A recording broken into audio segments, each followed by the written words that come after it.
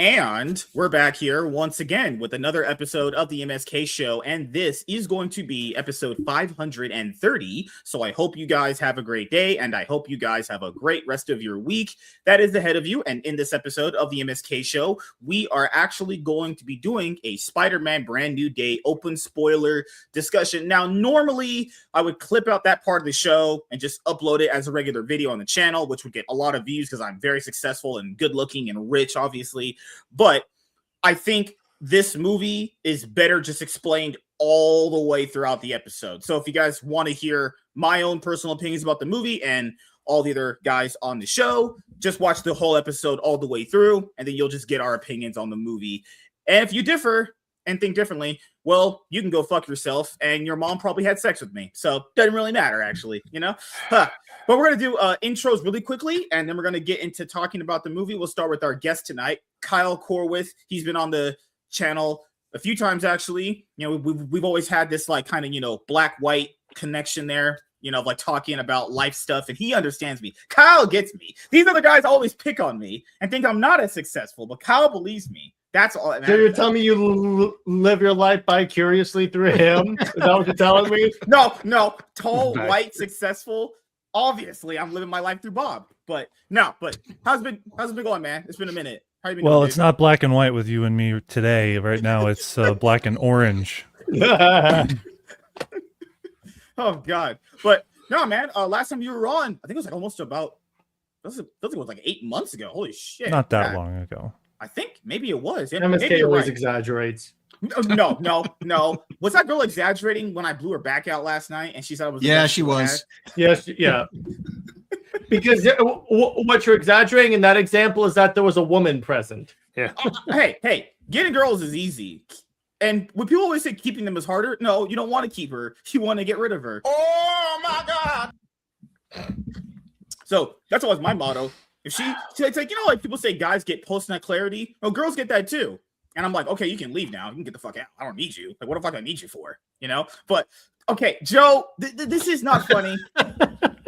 You know, okay, all right. I have to do this every week, dude. Every week.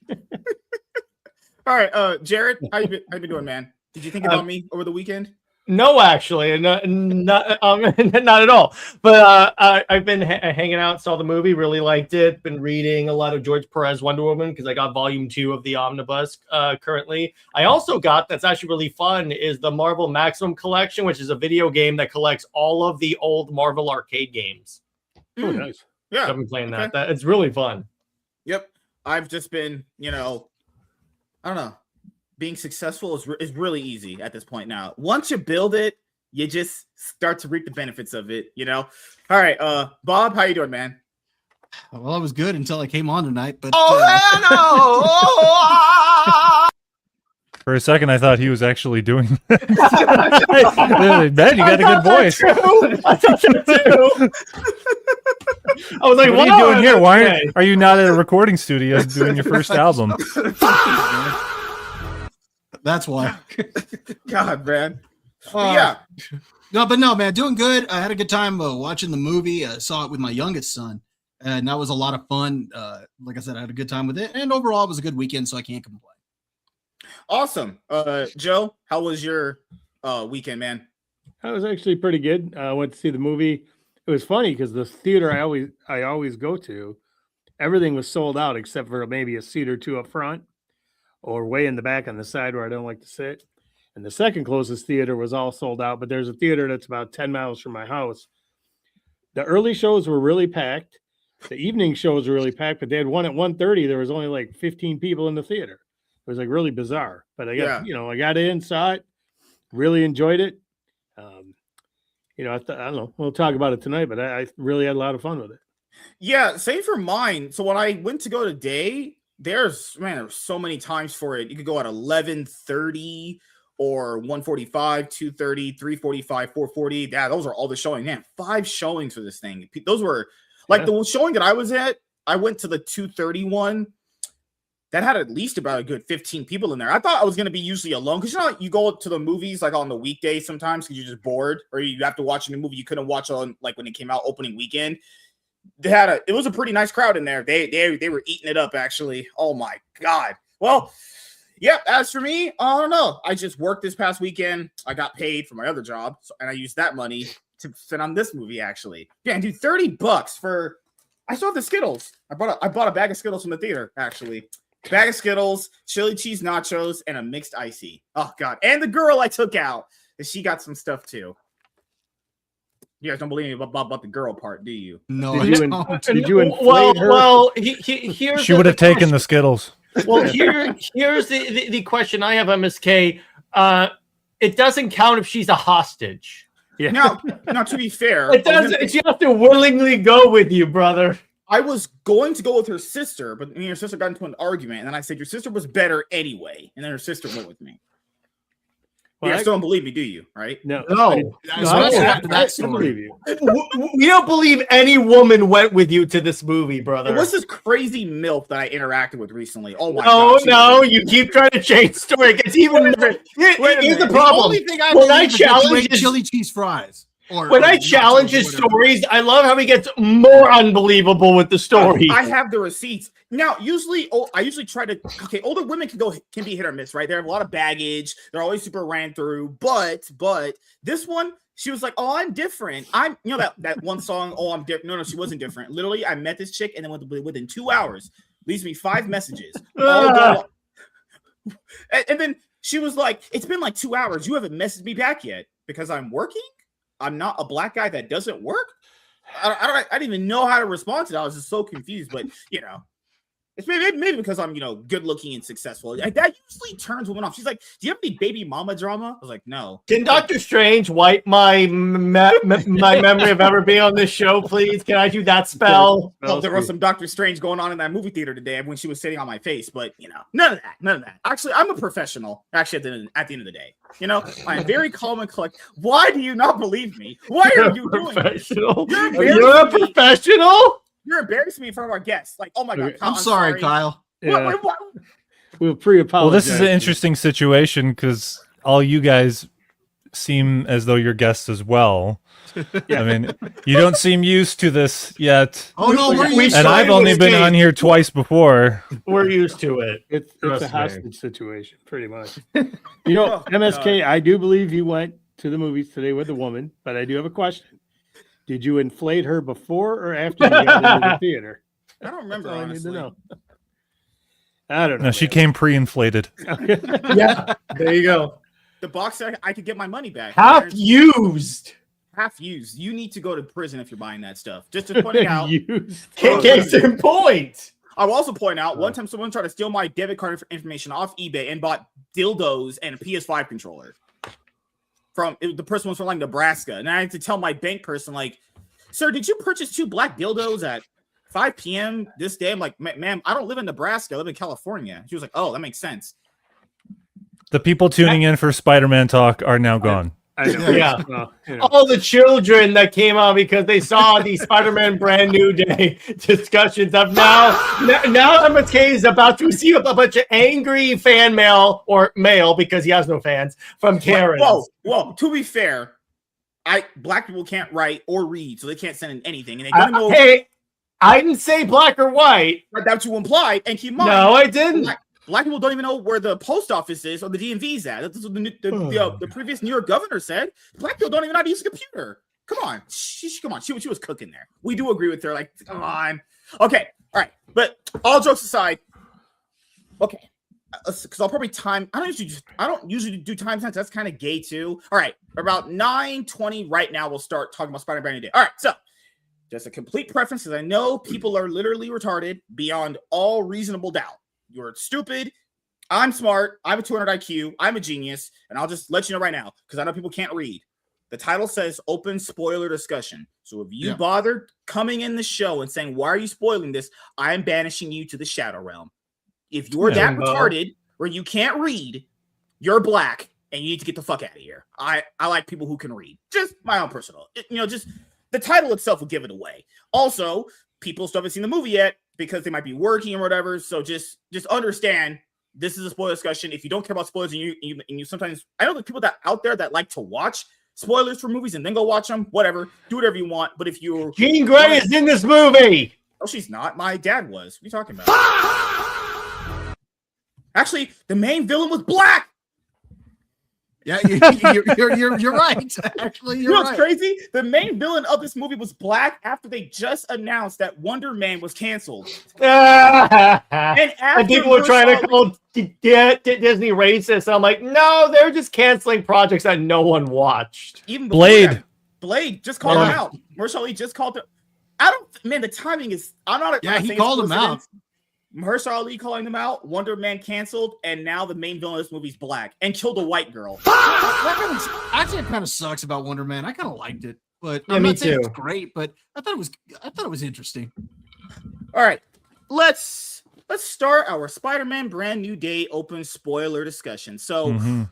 I think it's best to start with this movie talking about the main villain, because I'm pretty sure that's going to be like the biggest conversational point about the movie, even after like this episode goes to people on the replay or anyone that watches Spider-Man Brand New Day like in a few months when it comes out on digital and VOD. I'm pretty sure the biggest talking point for the entire movie, for its entire existence for the next entire lifetime, is going to be that the main villain of this movie is Jean Grey, portrayed by Sadie Sink.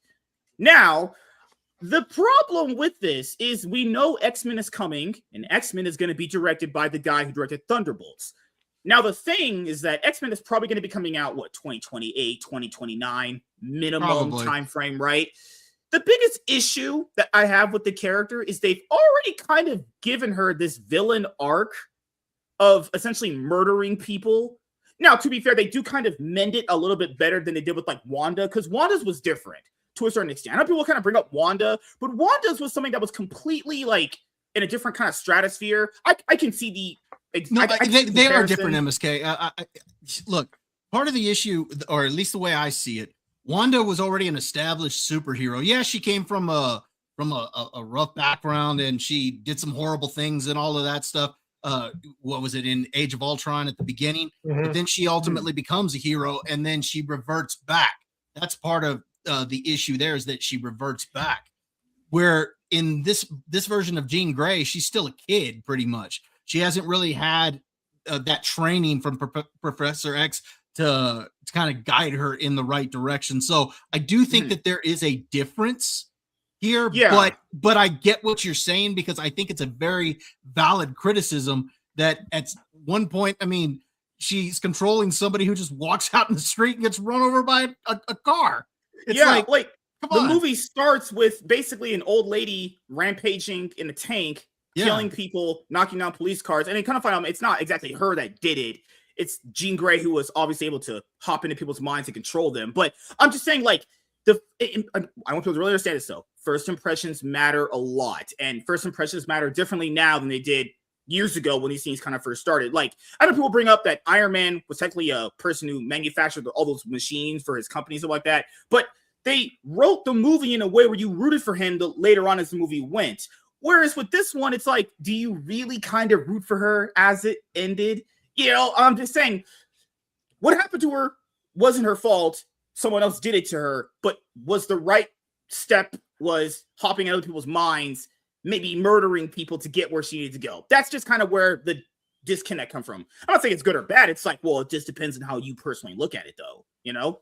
Because a lot of characters do a lot of bad things, but it just depends on how you get to that conclusion to do these bad things, right? I just like how the black guy was the villain. I'm pretty sure everyone could have predicted for that. I was like, this guy is definitely a bad guy. That was your there's favorite something part. shady. Loved it. Absolutely loved the black guy was predictable the villain. on that. Yeah, I will say that. Like, outside of her being like the main villain, come on, you would have to be like 5 years the old government not official is going to be the bad guy. Wow, how did I not see this coming? And that's obviously weird too. We know black people aren't government officials. They're actually doing the crime. By the Come way, on. can I say, it felt so good. I know we're skipping around, but I want to bring this up. To have Hulk actually come back and say, no banner, only Hulk. Instead of the dumbass, like, half Hulk, half banner thing that went on way too long. All right. So I'll start with Kyle. What did you think about Jean Grey being in the movie as the main villain? It would have been fine bringing her in, and it would have worked the majority of the way. It rips the cord, so to speak, and cops out by being lenient with the character, allowing her to get away with everything that she's done, and attempting unsuccessfully to make her sympathetic at the end. This is an evil fucking bitch.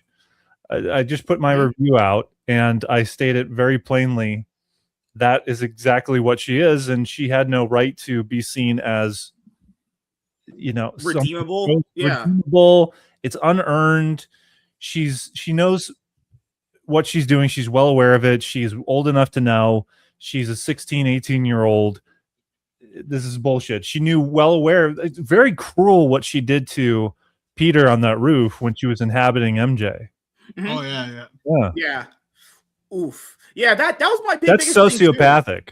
Yeah. You know what would have probably been a better choice is she was searching for her sister. Make the sister the villain, and that she's trying to rescue Jean. That way you don't actually screw up Jean. You could reveal Jean at the end and that she's trying to save the sister. And I don't know, you could do something to where where she didn't know what her sister was doing or whatever. But my point is, then you protect Jean Grey at that by going that route as opposed to the route that they did. Because like I said, I think there's a difference between her and Wanda, but at the same time, the way they went about it already established she was doing horrific things to begin with. So it's like they could have protected the character by just swapping roles and having her the one that was captured by damage control, and the sister be the villain trying to save her. And then the sister's doing all the bad things. That way they preserve Jean Grey and her longevity, which is what they intend to do. Exactly. Because let's be honest here. I know people are probably not hoping they're going to do the storyline again. I would imagine they're going to do the Dark Phoenix story again. No. I imagine that you. This is obnoxious. This will be the third time they've done this. But here's the thing. I see what MSK is saying, because that would be the way to redeem this Jean. Make it like it was the Phoenix the entire time, or like the Phoenix was like another personality. But yeah, well, that that's horseshit because she wasn't. It's clearly her. Yeah. No, I mean you could add in the Phoenix element to it, but you could also use it as, well, she does the big sacrifice when she kills herself, and that's how you redeem her. I mean, I'm just saying they're probably arguing that it's super predictable. They probably might do that, but I'll bring up this too. That's what I was thinking when I was watching the movie. I'm like, is the sister just alive and she's just been kind of pulling the strings the whole time? That would have been a really awesome plot point. Or here's what they do. Remember where the sister inhabits her in order to like get her to not run? Yeah, they could use that right there. They could use that like she's still dead. They don't have to say, oh, she's still alive. But like maybe a part of her mind has been like in the back of back of Jean Grey's mind the entire time. Yeah, because they established in the Fox X-Men universe is that Professor X can essentially body hop. Remember the end credit scene of Last Stand where he's in a whole different body? I thought she was. Yeah. I generally thought she was going to be the main villain. Like, oh well, she left that body, went to someone else's, and she went to someone else's to save herself to take care of these people that were maybe tracking mutants. Could be, but no. Like, it wasn't the fact that her acting was really that bad. It's just like, this is our first impression of Jean. She just mind control and killed a bunch of people. Not only that, MSK. It's our first like mainstream main universe introduction to the X-Men. Unless you count and here's the problem with that. You just justified Bolivar Trask. No, and that's another thing too. Is because a lot of people know through a lot of X-Men stories, even if you haven't read the actual comics, it's a kind of a running theme and gag with them. Government hates them because they think they're dangerous. I mean, she just kind of proved it right then and there. I mean, she just straight up proved.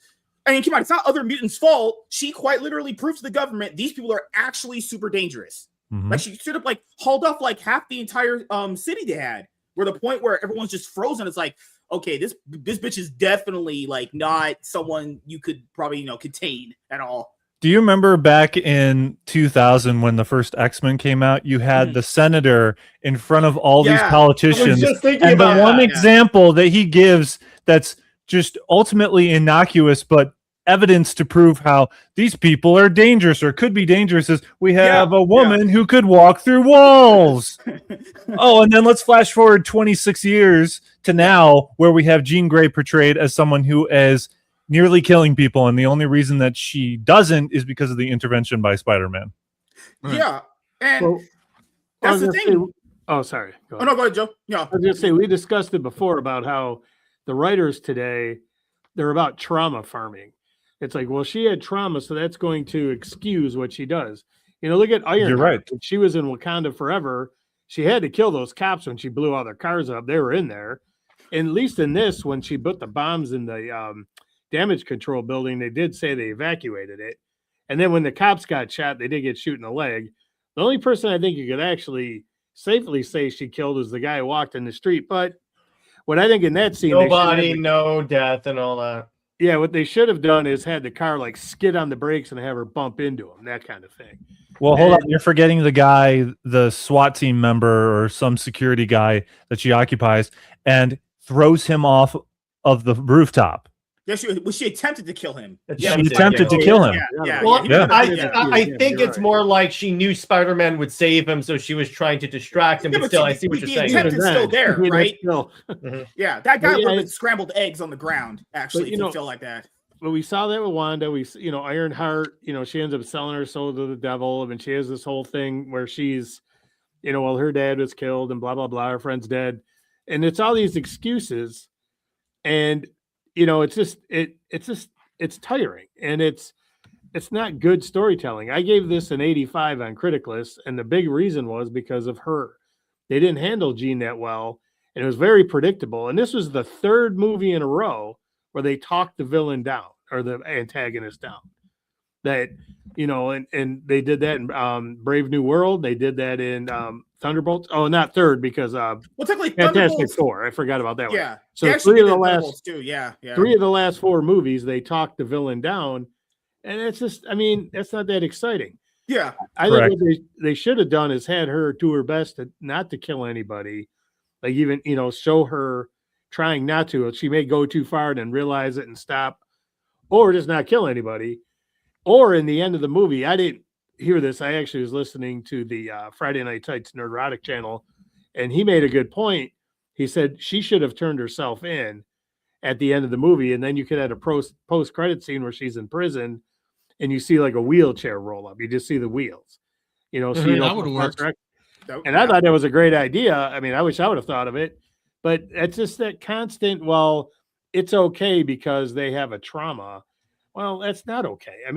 Well, it's also the other thing of like trying to one up the guy too. So like we see her interaction with her sister. Like clearly, no way her sister would like what she have done. Like you could just tell that just from their little interaction they had. And you sometimes have to always question like, okay, if she herself was on this rampage for I don't know how many weeks or months they said she was doing this. Why would one interaction in Peter's mind with the person she's never met stop her then?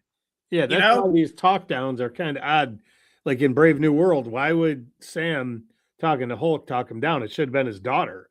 That would have and the funny part about it is like the more I watch about this, because I see people on Twitter saying, oh, how could Frank shoot a kid? No, Frank Castle's right in this case when you look at what was going on. I'm like, wait a minute here. Well, they didn't even watch the movie then. He was trying to hit Peter. He was trying to blow her fucking brains out. And he literally told her, stop with the sentimental shit. I'm going to kill her. He practically said that. He wasn't trying to kill Peter. If anyone said that, they did not watch the movie. I could tell your ass watched some cam clip. No, but it's still like, why did Frank try and shoot her? I'm like, that's because it's like, again, because you have because now modern critics, like, you notice how, like, speaking of the MCU, they shit on John Walker and say he was a shitty Captain America because he chopped off some dude's head. But let's not forget that person had just a terrorist. Or remember, we can't use that word MSK. Remember that from like the end of Falcon and Winter Soldier. Oh yeah. So remember, it's like, but it's like everyone's. But yeah, exactly. But did they have a replacement word for terrorist in that? I don't think so. Was it? No. Like, but it's like that's freedom fighter. Well, that's my point. There, it's it's being written by people that. Honestly, I'm going to say, don't understand what actual heroism is. Yeah, and the reason why I wanted to start off the spoiler discussion with Jean Grey is because there's another point I'm going to add to it, which is, I want to be completely fair here. This is not actually Daniel Destin. What's his name? Daniel Destin Cretton. That's his name? Mm-hmm. Yeah. Oh, the director? Yeah, the director. To be completely fair, I'm not going to exactly put this on him. This has been a kind of running theme with Spider-Man way before this ever happened. So if he uses this concept differently in his next movie, I'll be fine with it. And he didn't write it too. Yeah. So this Spider-Man, if you look back on all of his villains, he still doesn't have a villain to himself, really. Like, okay, in Civil War, he's fighting the Avengers, and they're not really technically villains because they're kind of all friendly with each other. He has Scorpion in this movie.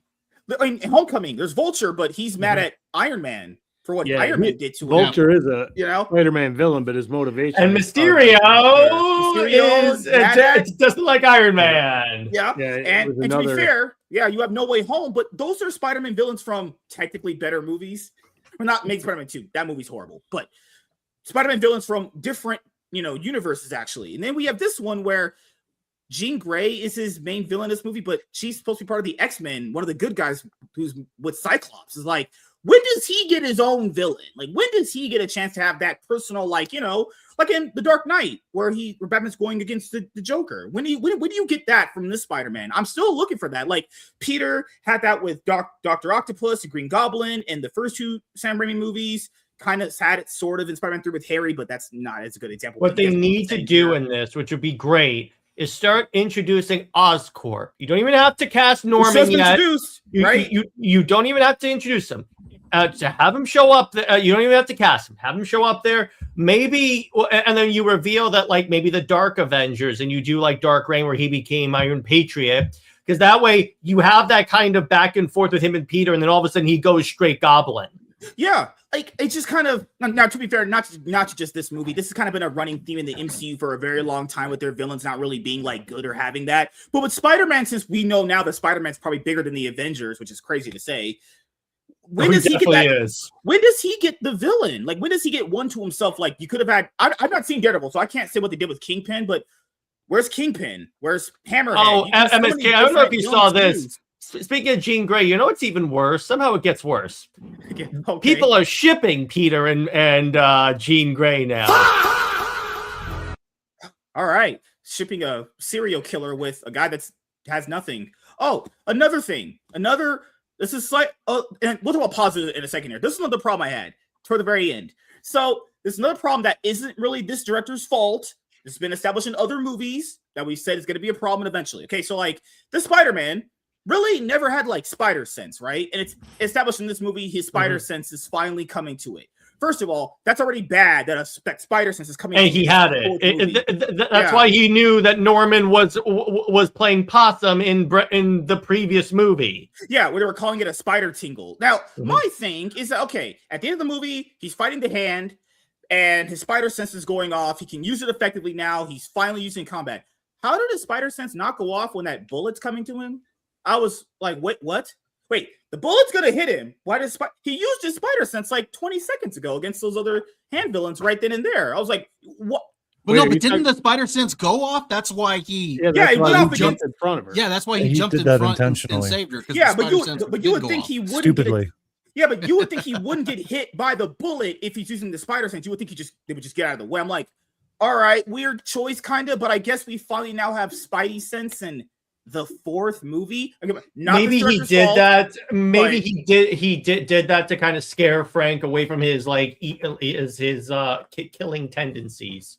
Yeah, and this has been a problem that and I like No Way Home, but like John Watts, the previous director, like he didn't have Spider-Man doing any like epic swings. He wasn't really fighting villains kind of at all. He had him like, man, the second movie, I don't want to be Spider-Man anymore. Literally just shitted on the entire movie he just did before that. Remember the whole like if you're nothing without the suit, you shouldn't have it. Like, what the fuck is this guy doing? I did like what this director was doing a lot more. Still got to be a lot of work there. If you're going to have him use spider sense, well, having him hit by a bullet is going to in my mind, I'm just going like, you can perceive these things. It was this thing where he could perceive like ninja stars coming at him. Like, I guess bullets are a bit faster, but come on, let's have this work a little bit more effectively. But what was the other thing? Okay, Jared brought up the Hulk. This is my problem with the Hulk. Why is he here?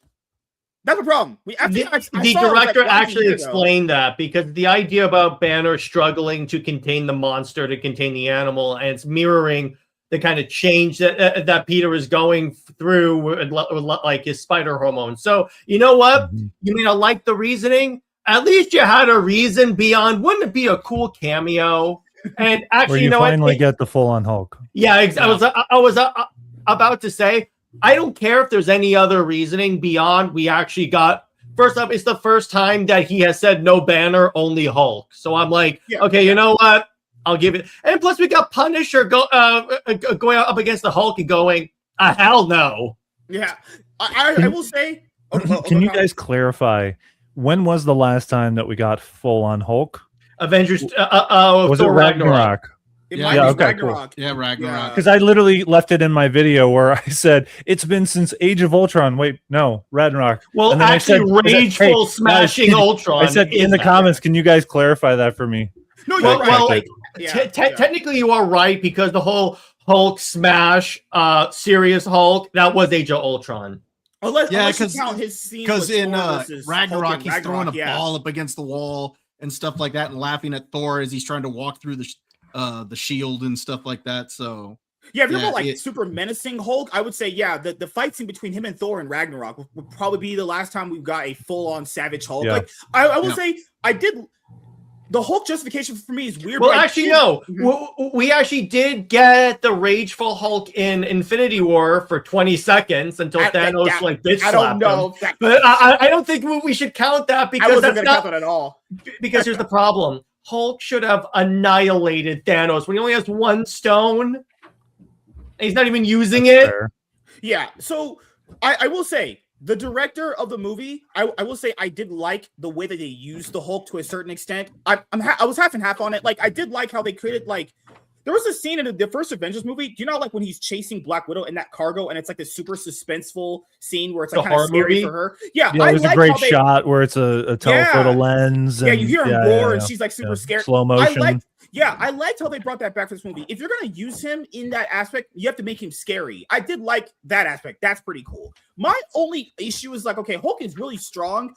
How was the Hulk being held down by cement from a skyscraper? You're like, wait a minute. How's that guy being held back by this stuff? Well, But- wait, it's like the Hulk gets stronger as he gets more rageful. So it could be Spider-Man got him earlier on when Could he be, is like yeah. a little more manageable.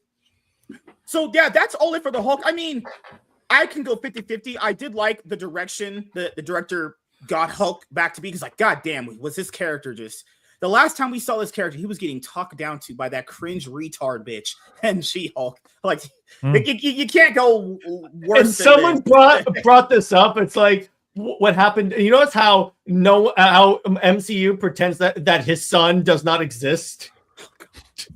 there's a lot that they're pretending. They want to doesn't pretend they exist. don't want they don't want that thing to exist at all anyway. They just want to forget that happened. That whole show.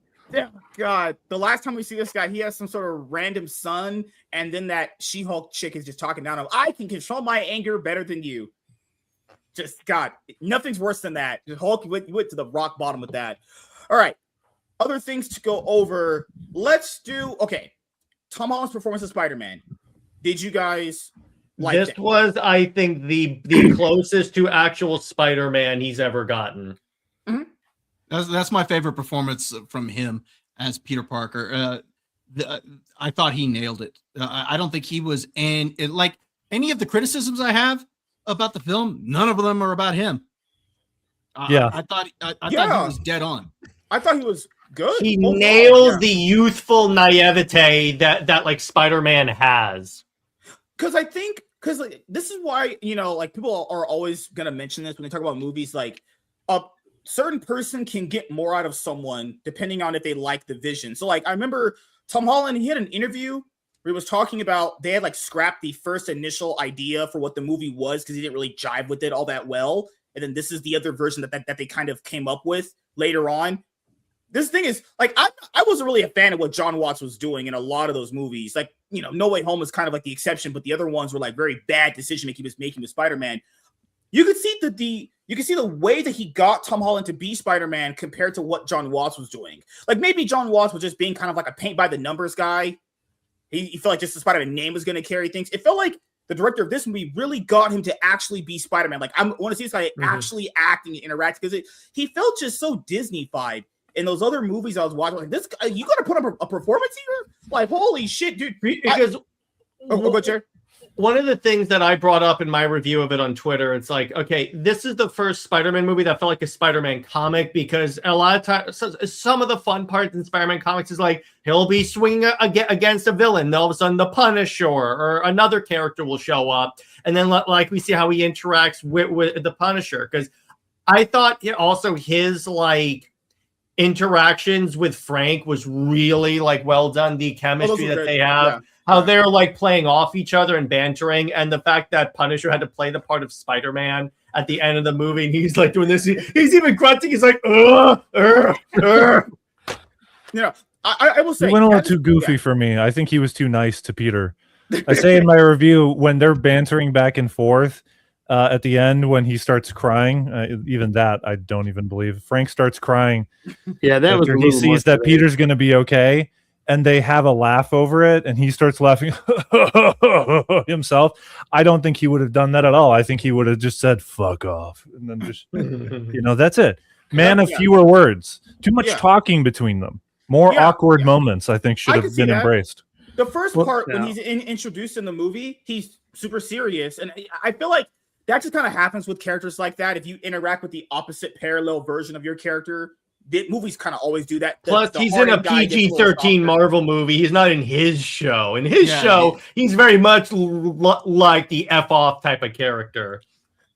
So I will say, hey, Tom Holland's performance as Spider-Man was very good in this movie. And I will always say this too. A different person can get something way different out of someone. But I will say, I was thinking about this in that final scene you guys just brought up right there. That's what's the difference between this movie and that Superman one that came out. Like, the people in this movie, they love Spider-Man. They love this guy. Even New York. I'm glad you bring that up, because in the other movie, everyone hates or clowns on Superman, including his cousin, at the end of the movie. After a 5-second clip, they all hated him. I could never see New York just doing that for Spider-Man. Ever. Right? Because even in the first Spider-Man movie, in Tobey Maguire's first movie, remember, like, there were some people that were like, no, he's not like that. And there were some people that were like, he's definitely a bad guy. But I liked in this movie how they were all just all for him. Like, they knew he was their hero. Like, those are awesome feel-good moments to have in movies like that. I feel like we don't really get those too often. That was, not to be fair, the Punisher stuff was kind of cringe. I was like, why is he doing that? Like, I could never see this guy doing it. But he did shoot him, like, technically in the chest. He did owe him that one. If you shoot me in the chest, you better do some funky shit for me. Like, and then conveniently, they don't show his recovery. Yeah. He just leaves the hospital. No, did they establish he has super healing though? Because they did. Yeah, because but why didn't they show that visually on screen? It's literally demonstrated. They just show the signs on buildings and the crowd outside the hospital, and then the next time you see him is in the hospital bed and he's fine, and they have the moment between he and Frank. I'm good. Well, they had to move along. I like how this movie, I think, was more about Peter becoming Spider-Man instead of Spider-Boy or Iron Man Jr. It was about that move on to adulthood. It was about him breaking through his loneliness. And I think the villain we talked a lot about earlier was kind of a side to that. That was like the side story to wrap around the story of him. And when this movie came, when it was coming out, I was like, man, why do they need MJ and Ned back? Because I was like, I was kind of done with them. But actually, seeing how they all kind of talked and bonded, and this is one of the better performances, I think, but Zendaya, I don't know, I was actually kind of glad they were back. And so, I thought that was really good. But the other character, and I really liked, and she wasn't as long, was Jean DeWolf, because she was, helping Peter out with the police, but her character also was like a mirror to him, because she always had her kids, it seemed like, in most of the scenes, unless she was doing actual police work. So she was showing him what the family's like, or showing the audience, this is what somebody of the family should be. And that was holding that mirror up to Peter, who cut everybody out of his life. So I think that story was more about Peter growing and becoming a man and overcoming that solitude than really about Jean Grey and her side story, which I actually heard originally the Jackal was supposed to be the villain. She wasn't even supposed to be in it, but they squeezed her in there to introduce the X-Men. Yeah. So I feel like if the movie's villain was Mr. Negative, would have been a little bit more impactful. Like, I just don't understand the idea of using Jean Grey like this. When, like, this is how you set the narrative for her. It's like, well, she's only going to be seen as a fucking psychopath. Even she didn't redeem herself. Now people are trying to say that in the comics she's more of an anti-hero. I'm like, no, she's not. There are comics that don't sell. at all that no one reads, can't even tell you who they're written by. No one read the Orgy Island X-Men era, let's face it. God, I should go read that right Yeah, to say she's an anti-hero, that's just dumb. now. Yeah. But, it's the trauma thing. And, you talked about John Walker earlier. Some reason everybody hates him because he killed a guy, but, Wanda kills people and Ironheart kills people. And John had more of a reason to kill that dude. But I think it's generally because it's, we got a white guy doing it. So therefore it's. I'll always forever love a guy dressed in the American flag. Hey, I will forever love this because they made the black guy kill a white girl. I'm joking. These are jokes. These are all jokes. So another but it was off screen. We didn't see it happen. Oh God, you're Doesn't right. count. Oh, the VMAX thing was kind of weird. You know what's crazy is people That was a dumb twist or reveal. That was so dumb. It reminded me of V'ger from Star Trek. The Motion Picture. What I thought that was going to be was maybe she's like hooked up to a machine, her sister, and that is VMAX, and they're like using her to like test mind control powers, and they need Jean because she's the other half. Maybe that you could have salvaged that, but then I see it just like that, I'm like, no. Well, dude, in that same vein, that's so they could make it innocuous in terms of the reveal, but it should pertain to something related to her sister. And they make it so that, this was the last thing that she saw was this vent before she died. Really? Like that, that's it? What if it was something that she was involved in physically? What if the chair had some kind of logo? And that was the exact chair that her sister died in. Something like physically she was involved in. Not a fucking air vent. Don't they usually have these logos? Don't they usually have these like logos on like these doors that slide and stuff? Like, I mean, I agree with you. Also, another thing about this character that was weird. Now, in Wonder Woman in 84, nobody liked that she graped that guy. In this movie, Jean Grey mind controlled MJ. Right? Someone threw fruit.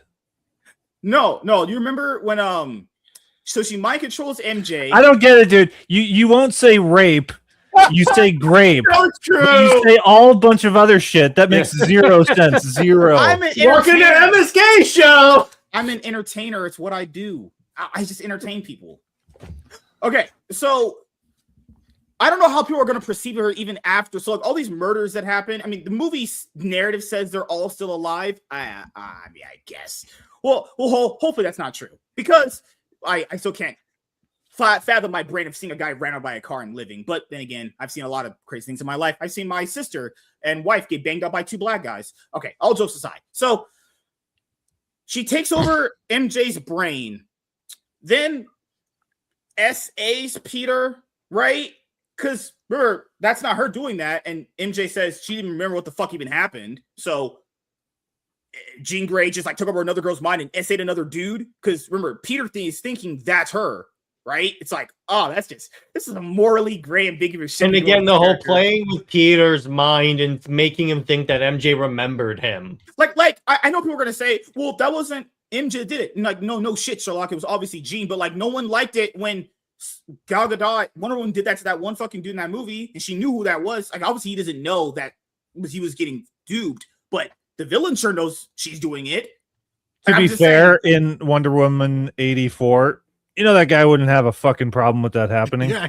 If someone told him that you really were there, you didn't know that you had sex with her, but someone tells him, you had sex with that woman, and I think she's publicly known as Wonder Woman, and people know who she is. No, she's not.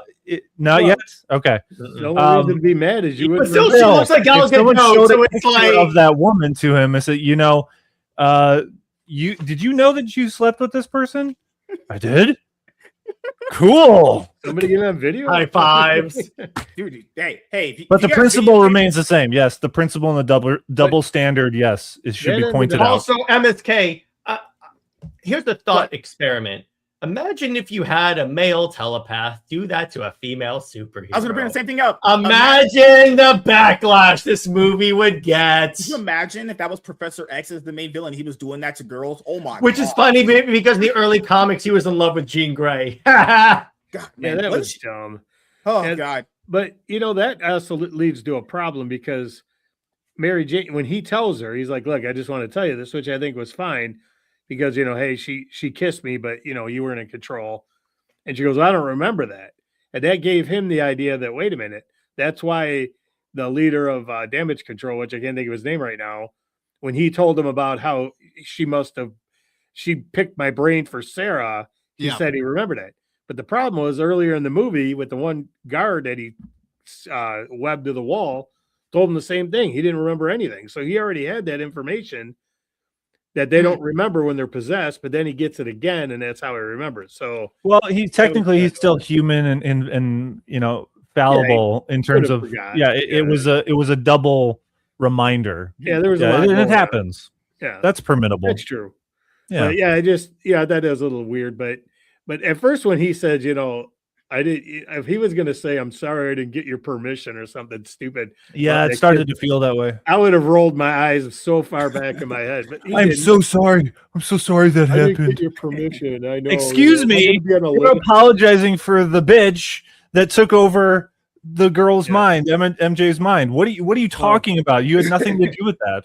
Well, he did. I mean, I admit telling her, if I was him, I would have said, "Yeah, by the way, when she controlled you, she did kiss me and made me believe you remembered me." I probably would have told her the whole story just because, but because the context kind of absolves Peter, so he didn't even have to explain. Yeah. I'm so sorry.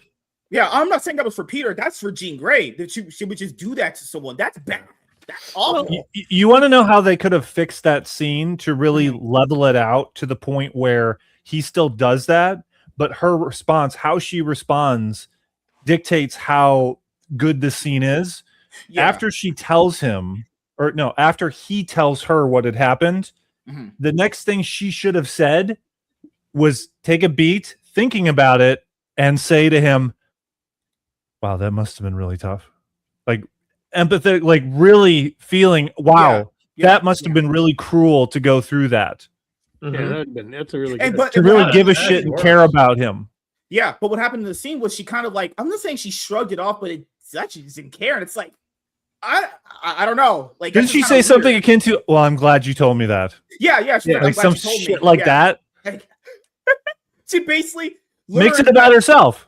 Yeah, she basically learned that a villain took over her mind, had her say a dude, and she was, "Oh, I'm glad you told me." It's like, okay, I guess that's your response. I guess. Yeah. Fucking hell, man. Not that no problem that he's the one going through the emotional pain. Well, that's with women for years. Women, they're self-centered pieces of shit. Well, the way that they're written on screen these days, yes. Yeah. Another thing that I'll bring up here, because we know Scorpion was going to be in the movie. He was obviously teased at the end of Homecoming, man, years ago. Holy shit. It didn't really amount to anything but him getting just his mind taking over and then he just out of the movie. I was like, that's it? That was the big wait for Scorpion this whole time? All right. I guess. I mean, his fight scenes were cool and he looked good. He did. Yeah. I didn't all that build up technically through if you count that scene to this, that's all you used him for? I guess. What else? Oh, okay. So the spell, I want to go over that. So what's weird is that in this movie, she finds out that there was a previous life with her and Peter, and then she says something along the lines of, "Well, I don't love you. I don't even know you." Mm-hmm. Doesn't have her phone, so he takes her back to her house, and then she's like, "You want to come in and meet someone?"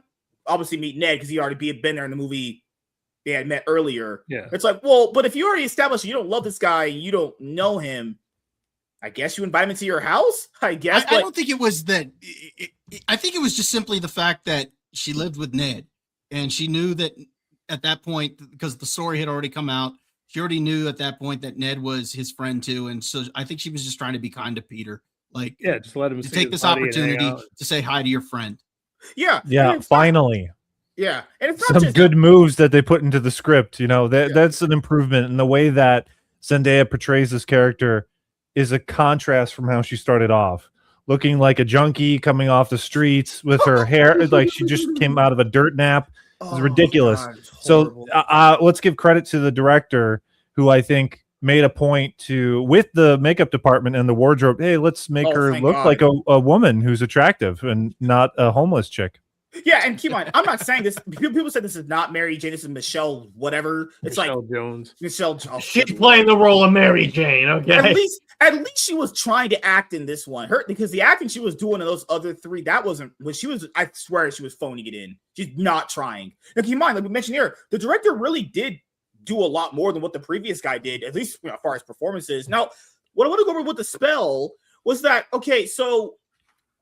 If she knows that there's a previous life where they loved each other, I guess you would bloat the runtime trying to have him go to Doctor Strange and undo it. But I don't think they're going to undo it, though. I think that's the point now. It's like in Spider-Man 5, now that Ned knows that there was a spell potentially there, are they going to undo the spell? They probably Didn't Doctor Strange say that this cannot be undone? Yeah. But I forget, he didn't explicitly Oh. state that they didn't have to know eventually. It's just, well, now that they know they had a life before that, wouldn't that just kind of like not invalidate the spell, but couldn't they just have the life they had before now that they know what they knew? But then he before? knows that. But then he knows the handshake thing he and Peter did. So Well, I think because in No Way Home they established that Ned comes from magic users. I think he recognized Peter at the end.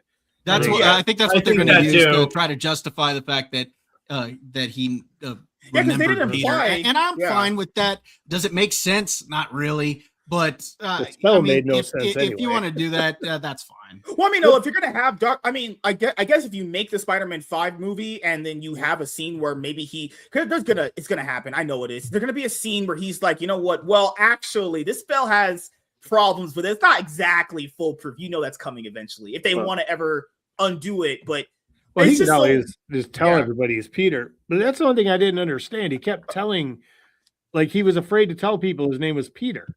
Well, no one remembered him anyway. Even if he went up to Dr. Banner and said, well, I'm Ned Leeds. Well, why don't you just say Peter Parker? That means the same thing to him. Nothing. I mean, who cares? Good point.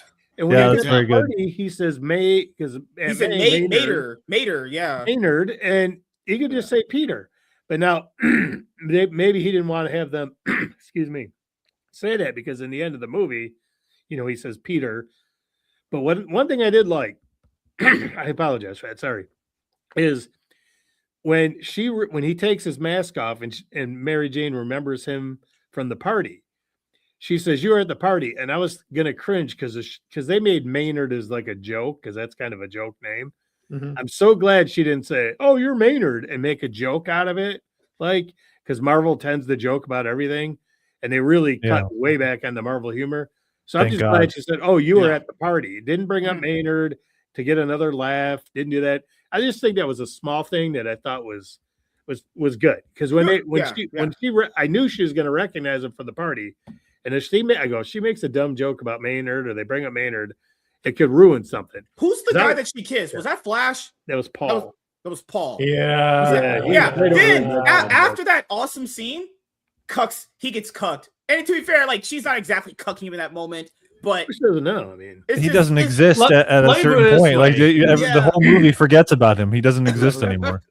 She forgets As the about rest him. of the Spider-Man fan base would rather everyone forget Paul exists in the comics. Trust me. Oh yeah, Paul is God. If you guys don't even know this, okay. For everyone's gonna watch this in the replay, I read the first 6 issues of that Spider-Man run. Just I have it over there in the book. Just very quick point. Paul is an actual retarded cuck. Want to know why? He knows Peter is calling Mary Jane. She talks to him. She's like, Paul's like, who's calling you? Who is this? Well, she doesn't really tell him, kind of, right? He finds out who that is, like any other boyfriend would do, goes and confronts him. Peter's apartment is here. Then, like there's those bill collectors back in the day. There's a bill collector there because Peter is obviously broken every iteration of Spider-Man ever made. Knows Peter is broke and then pays his bills. Not shitting you, this is an actual thing that happened. If I found out a girl I was with was talking to another guy and I would have confronted him and I see, oh, he's down on his luck. He can't pay his bills. And I pay his bills for him. That would be too stupid. What the fuck? I've never read something that retarded in my life. I can't believe this is an actual thing. I wish I was joking. A guy found out his girlfriend was getting texted by another guy, wanted to confront him, and then paid his bills because he was poor. You can't make this up. I don't know. That's cuckery. How is that not? Come on, man. But I'm sorry. Something popped in my head. Did you guys catch how that blonde woman in his apartment kind of flirted with him a little bit?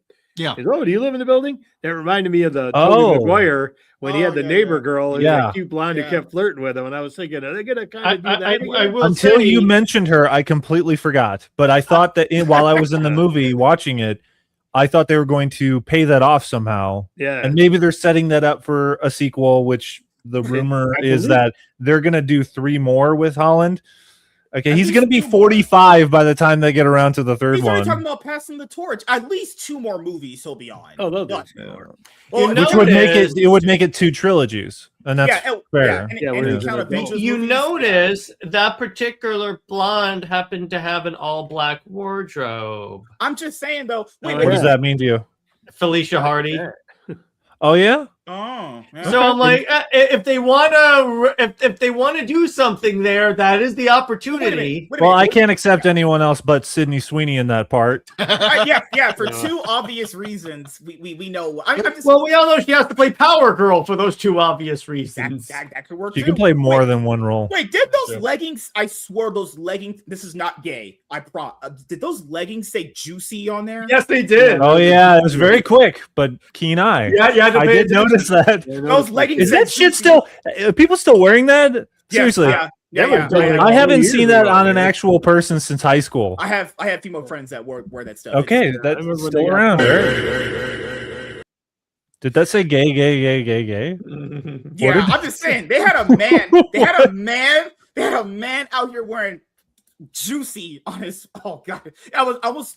Well, I what was interesting is that when he's in the elevator and the possible Felicia blonde chick is weirded out. It is her, right? It's the same chick, right? Yeah, I think Yeah. so. Yeah, Okay. he was on the same chick. Yeah. Yeah. And she gets weirded out, not just from because she doesn't know what's behind his pants.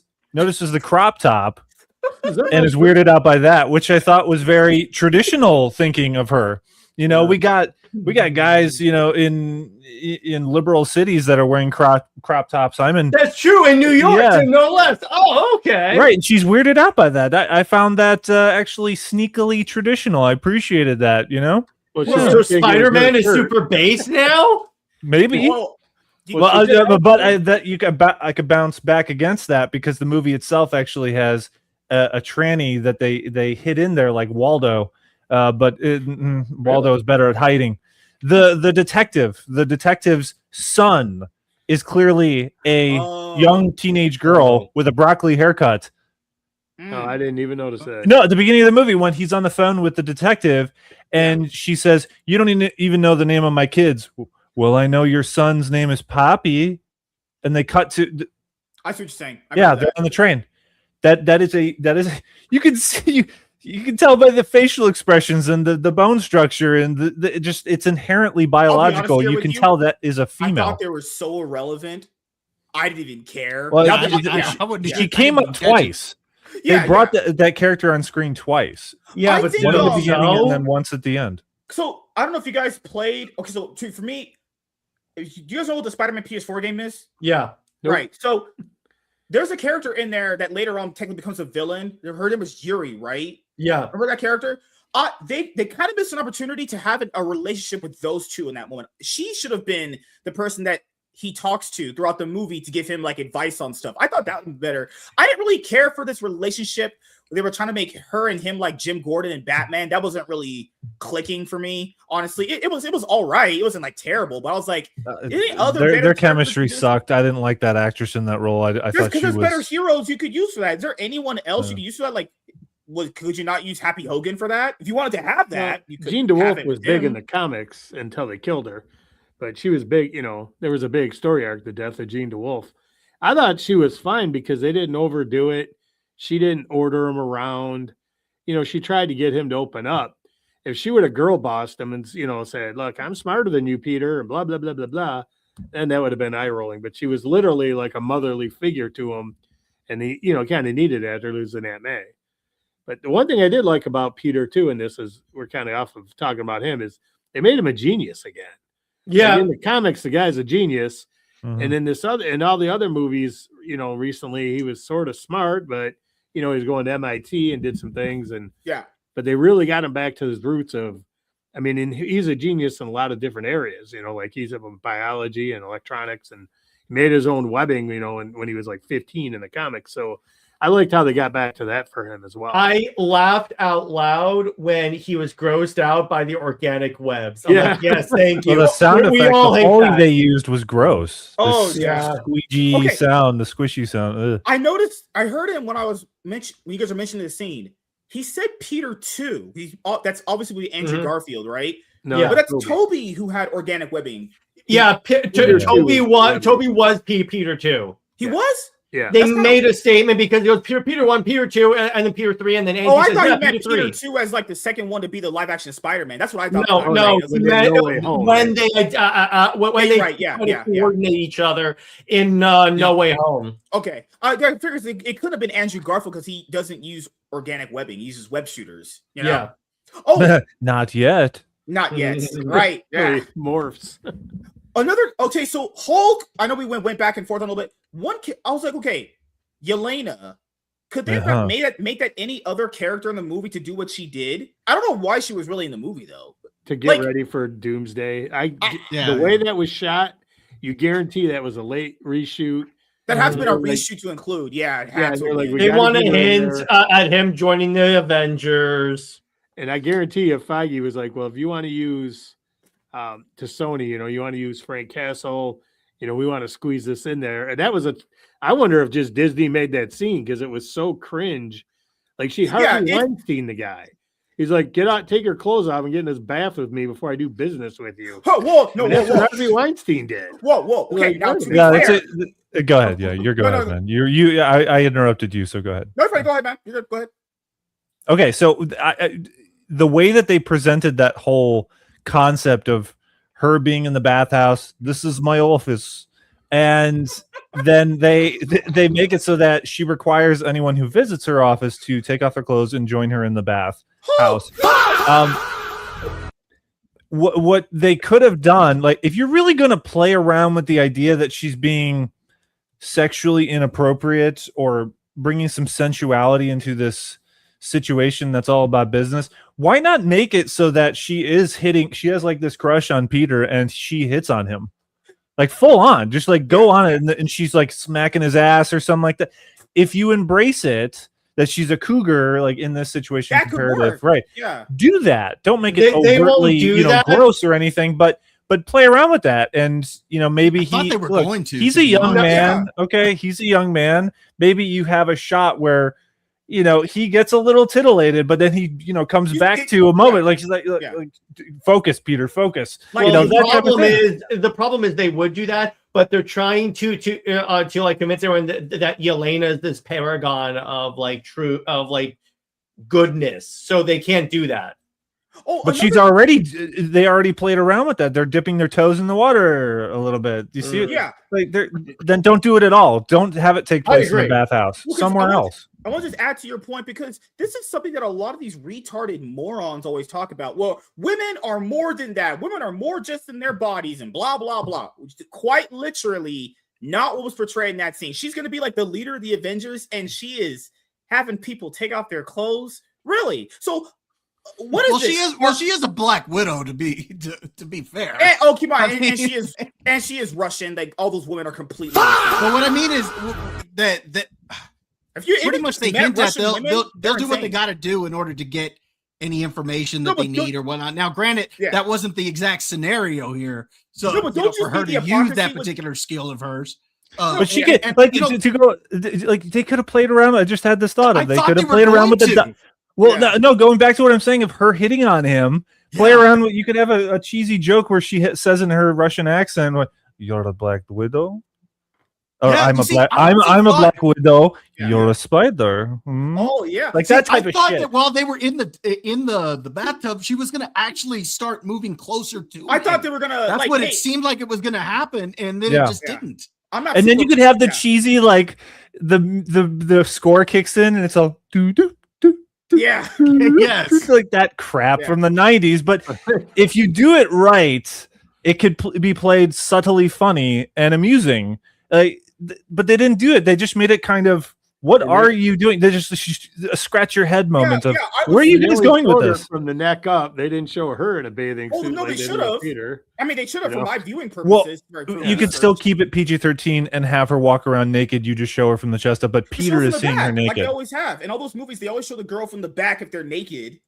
I don't know why they didn't do that, but she like when he enters the bathhouse, she could have turned around and he's in his suit.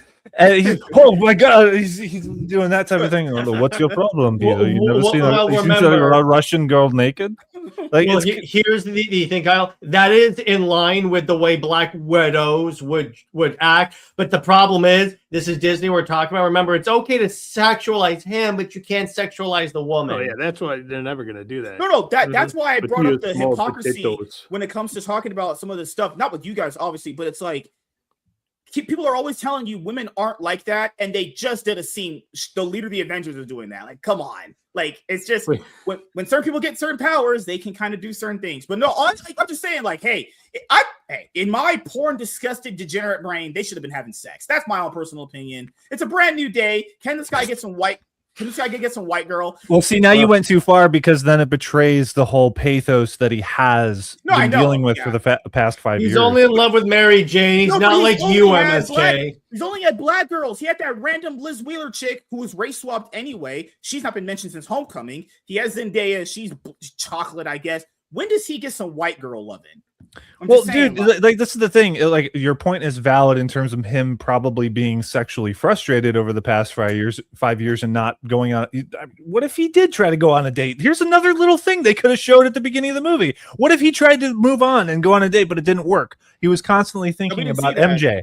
Yeah, and so, but you could still play around with the idea that he is a young man who has, desire for companionship, and so him being hit on by Elena and all that stuff, you can still play around with that. But him denying that, snap back into it, Peter. Focus. No, you like MJ, all that stuff.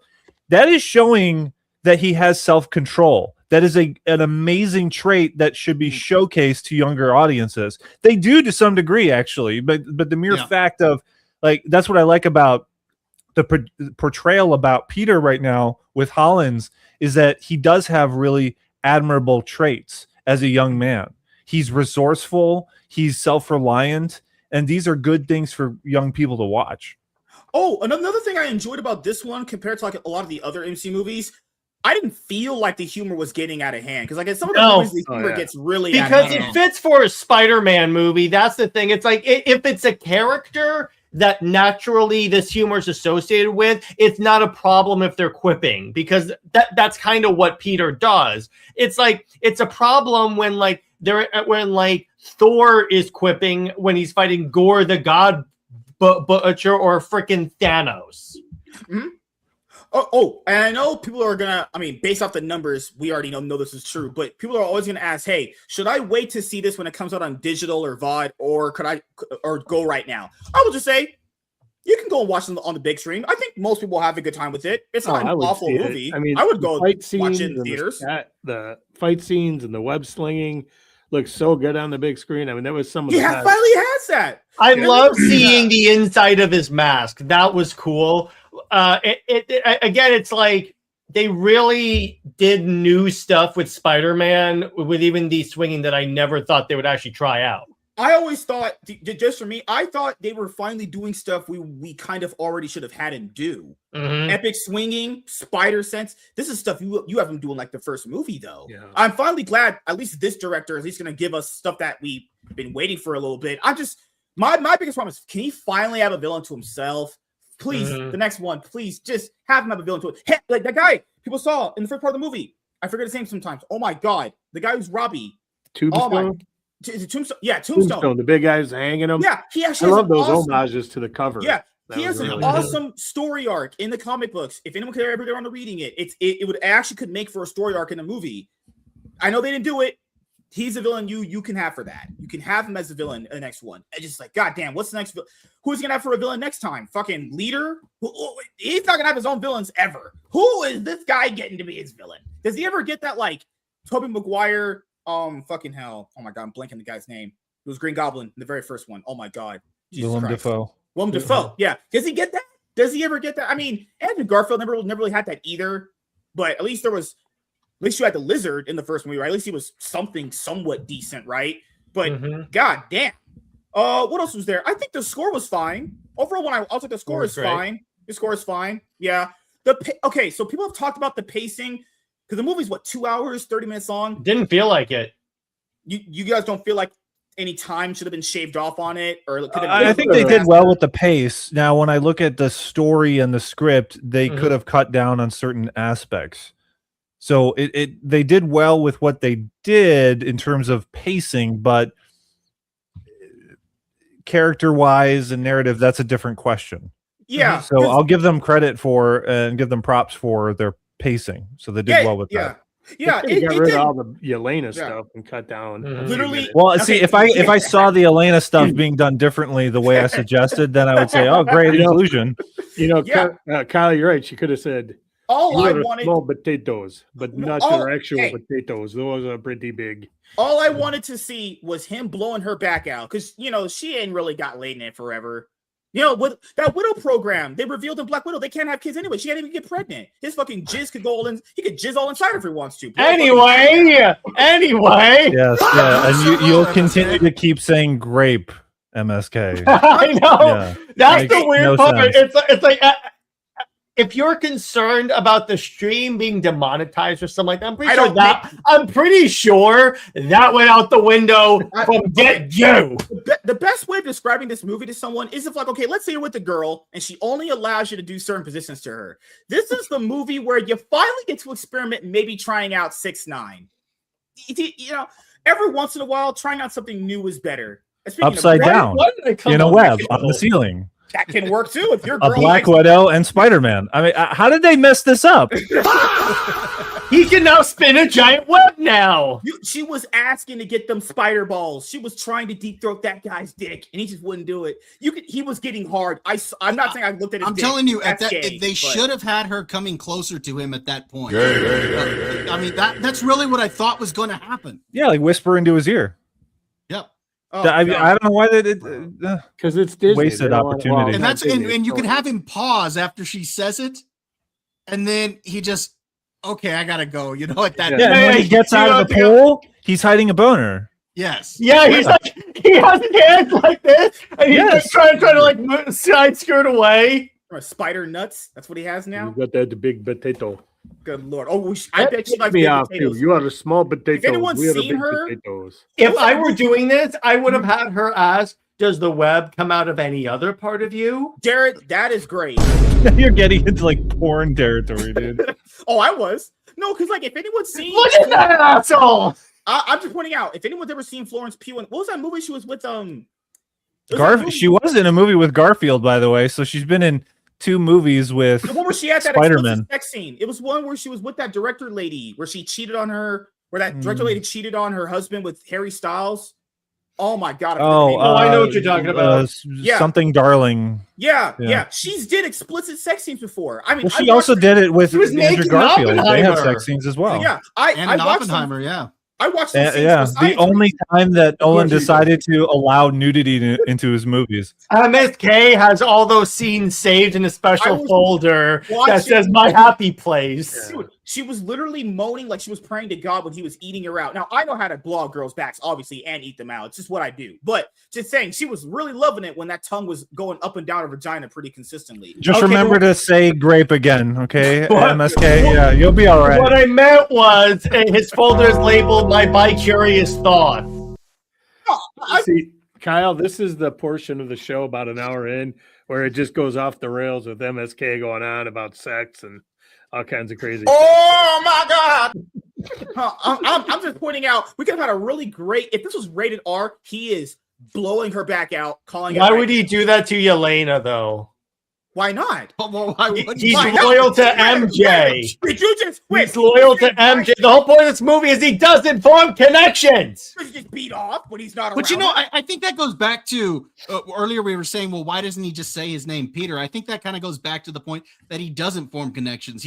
It's not up until he finally comes to grips with everything that he finally acknowledges his name or shouldn't say acknowledges, says his name to everybody else. He's afraid to form that connection by telling him who he really is. Yeah, that's a good point, Bob. I didn't think of that. So I think that's kind of why they didn't have him giving his name out, is he didn't want to form that connection with anybody. He was too afraid to do it again. Ned. Yeah, that's a very good point, Bob. Because he does that with Ned in the end. He finally okay, I can finally be me.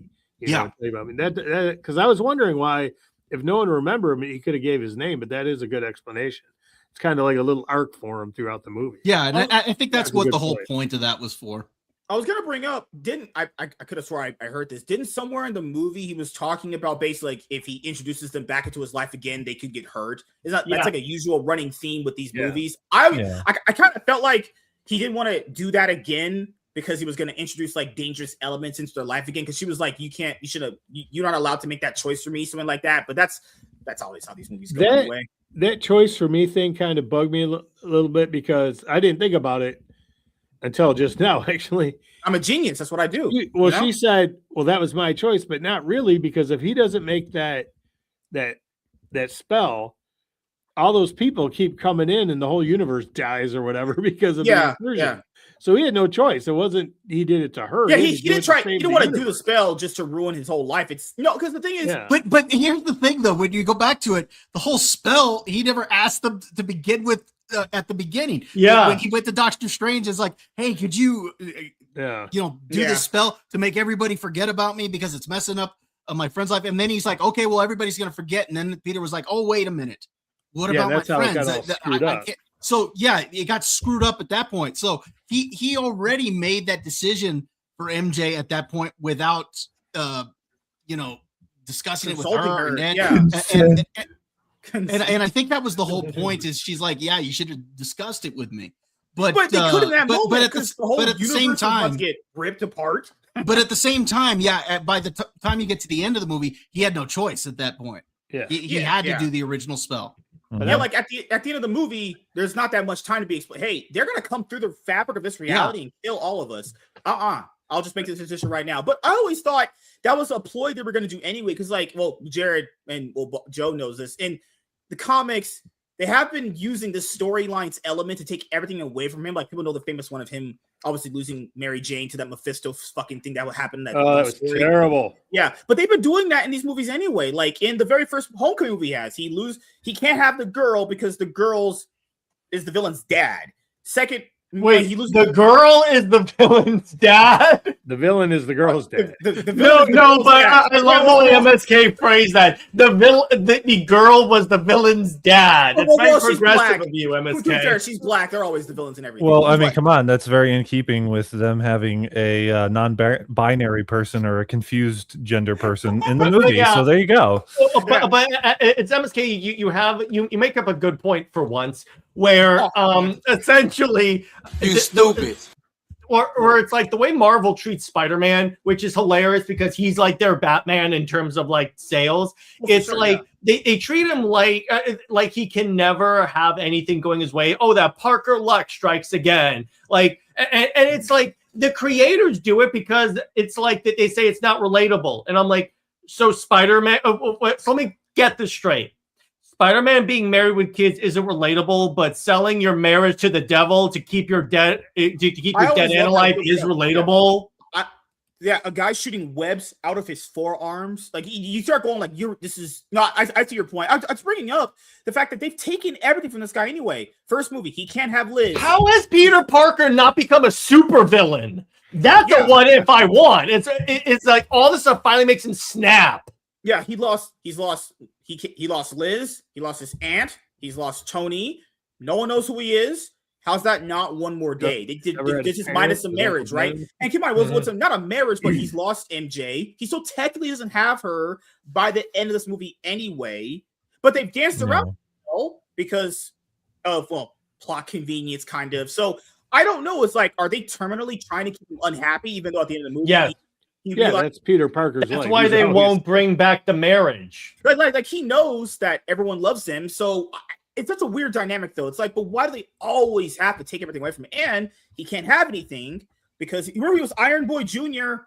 some movies ago. It wasn't even really fully a character until like No Way Home, kinda, right? So Look, but I will say I did like the aspects of what this director and the writer were trying to do. They were trying to give us some nice things here. Just need a little bit more fine tuning. You can't have villains like that. But I will say though, right? Because this is the same guy who directed Shang-Chi, and in Shang-Chi, I'm supposed to believe this really powerful Japanese warlord he knows his wife is dead. He saw her body. The character Shang-Chi couldn't save her because he was a fucking kid. How would he believe in his mind she's talking to him? He saw her dead. I'm supposed to believe that? Then in this movie, he has some issues writing villains. I would say for his next Spider-Man attempt, for his next villain movie, for his next superhero movie attempt, you need to write your villains better. There's been a running theme with this guy. The villains are kind of not the solid point of his plot. He's got some good qualities to him as a director. He has some nice things he can do, nice emotional story beats he has. He has nice overall. The pacing was good. Just need to work out a few more of these. His emphasis on homage, because I'm going to tell you this, it means a lot when they go out of it means a lot when a director goes out of their way, and according to his statements, it was him going out of his way to include those homages to famous Spider-Man covers. Oh, those were all bad. I like that stuff. That wasn't bad. I do want to say that Sanju makes a good point. Don't you guys read comments and answer questions here? Oh no, we don't. No. We don't. He's the host. MSK is the host. Well, here's the thing. Oftentimes we're too busy dodging MSK's racial epithets. No. I know Milton said it was Chinese. I forgot. Mandarin is Chinese, but like, come on. This guy saw his wife. His wife literally was on. He buried her. How in the world am I supposed to believe he would believe she's talking to him? That logically can't make any sense. Yeah, no one's that retarded. I'm saying, but like, worse the more you think about it. But this is the same guy who directed Shang-Chi. Saying this is kind of a running theme. He needs to be a little bit more tightened in on what his villains are actually going to be. I'm just saying. Well, he doesn't write the script, so tells you, hey, you got to do this. All right, who's in the chat? Okay, Milk tells, what's up, man? Hulk lost all street cred after running away from Space Grimace. Okay, I'm in favor of. I'm in favor of not adding saddling movie Hulk with the love child. Okay, hi Michael, how you doing, man? I think he means Scar. Oh, Kevin, how you doing, man? I don't know if you're new here, but please subscribe if you're new, checking me out. Obviously, I'm top G. I get all the ladies. I'm really successful. Wait, hold on. You know, on my side. Sanju brings up the point about was the spell broken when Jean froze the city, and because MJ had the tears coming down from her eyes. I don't know. That's the thing with the spell is is a plot convenience for the movie, but then they just kind of disregard it in certain aspects to kind of jump around it. That's why I don't know. Just depends how you look at it. That's why, honestly, if I were them, I would be like, just undo the spell. Find a way to undo the spell so only these people know he's Spider-Man. Yeah, that's all you should do. Next movie, they should just do that. Because I don't think it was broken because Ned, when he walked into the store and Ned was sitting there, he didn't recognize him, right? Good point. Yeah. Okay, that's why I don't think that was broken. Maybe for MJ because she had more time with Peter. Maybe she had the note. Remember, she had the note, so it could be unlocked. Or maybe Jean as a thing for Peter. When she undid the whole whammy thing, she also unlocked those memories. Because she was also in her mind. She was never in Ned's mind. So that could have been. Jean was a great villain. The rooftop scene with MJ was pretty cruel. Yes. It is. But the problem is that with the way they write Jean to be trying to make her sympathetic at the end doesn't work. The fact that she's going to be on the X-Men teams, the fact she's going to be on the X-Men team, like a significant player on the X-Men team, it's like, yeah, this is a bad idea. Oh, well, on the bright side, it does mean that now I have a good example to point to on why Scott should be with Emma and not Jean. Oh, good Lord. So suck it, Twitter. Suck it, X-Twitter. Wasn't Spider-Man 2002 only 90 minutes? I was loving every minute of it. It's really good, though. It's really good 90 minutes. I don't know how anyone... I thought it was longer than 90 minutes. I rewatched... It feels like it. It's 2 hours. 2 hours. It's one of those occasions where it feels longer, but that's a compliment. Yeah, when someone says, "Hey, I'm glad this movie was over," that's not a compliment at all. Kevin says the best scenes of the movie is Peter, Aunt May, and Jean climax scene. So my issue with that is the problem is that okay, she's talking to Aunt May. She's not listening to Peter, who's telling her to not do these things, but she's gonna have a complete change of heart for a lady she's never met in her entire life. Correct. And then she starts tearing up for some reason. And keep in mind, this is someone she's never met, but I guess the emphasis on the scene is like Aunt May is someone who could potentially help someone in their time of need. You know what? I'm gonna that doesn't really work. I'm gonna actually defend this scene because you know what the way I interpreted it is the way I kind of see it is this was the first time Jean ever had anyone give her some form of like affection or positivity. So when you're so starved for that, you respond to it that way. That doesn't hold up, dude, because that's not Aunt May alive. She's putting herself in the POV of Peter hearing that speech. And that comes from his memory. That's a memory. It's not a new experience of Aunt May speaking to Jean Grey, and she's aware of who this is. This is just this is Peter Parker copy and pasting a speech and experience that he had with Aunt May onto Jean Grey, witnessing it. I guess the only I guess the question is she actually witnessing it, or is it that for her she's actually experiencing it? Because because at first she's looking she's looking at it from she sees Peter and MJ sitting on the bed. So at first she's witnessing it, but then next thing you know, she's actually sitting on the bed in the role of Peter. And I don't know if it's because she, I don't know, with her powers or whatever, she dove deeper and she's actually taking part in that, or well, from her point of view. Yeah, she's just sitting in his spot on the bed. You can look at the scene when the first time she attempts to get into his mind. The start of that scene with the dialogue is the exact same. Right. And then she gets pushed out by Peter earlier on in the movie, and then flash forward to the third act when he lets her in. The scene plays on beyond when he first pushed her out. Because he was telling her when she was going to kill that black guy, because she should do that. Because, reasons. I'm joking, just for you. Guys. Just jokes. It's very progressive of you. If I was a progressive, I'd hang myself. These are all jokes. These are all jokes. The part that he said, he's telling her things that his aunt would have told him. Remember, because she said the last movie, great power, great responsibility. Remember, he's like, okay, I'll let you hear this. But the thing with that, okay, so the only way you could anyway justify that scene, only way, early in the movie, remember, they established she doesn't have a mom figure. That was when she was talking to her sister. She doesn't have a mom figure. But even still, that doesn't technically work because that's not Aunt May saying those things to her. Like, but keep in mind, also at that moment, it's okay. She doesn't have an aunt. She doesn't have a mom figure. This is a mom figure telling her that things are going to be hard. But this is the person she doesn't know who this is. There's no interaction with this lady. This is from Peter's memories too. So I don't know why Peter couldn't have just done that himself in that moment. Why did they need Aunt May to tell her that? It makes no difference. She does know that this is Peter's memories. Peter heard Aunt May say these things to him in the past. Why not just have Peter have that moment then? There's no point in Aunt May having that moment. Aunt May is gone. And in the previous movie, she says great power, great responsibility. What a great moment that could have been for him to tell her that. I just don't understand why Aunt May had to be the person to do it. That's correct. Stupid. It makes She's no sense. not even alive. Yeah, it's just a recording. Hey, bad girl. Hey, let me play this tape for you. Listen. What?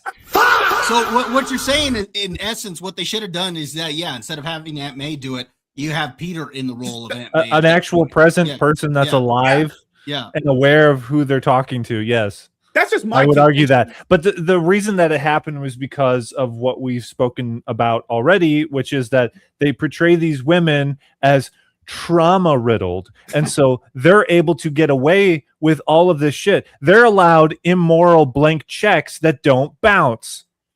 Oh, there's another angle I add to it, because you know how when women are like this, and we've all mentioned this, because there's this thing in Hollywood where people now think only black insert person can do black project, or only women can do insert woman project. This is where I had the problem with the guy, the director. He's did this in 2 movies so far with writing these kind of bad villains for these bad dynamics. Why is it that a woman had to get through to her from memories? She doesn't another guy's memories, right? Because of the patriarchy, MSK. Apparently patriarchy bad. A dead lady she's never interacted with. We'll get through to her, but Peter, Hey, even a dead lady is more effective than a living man who's present in front of you.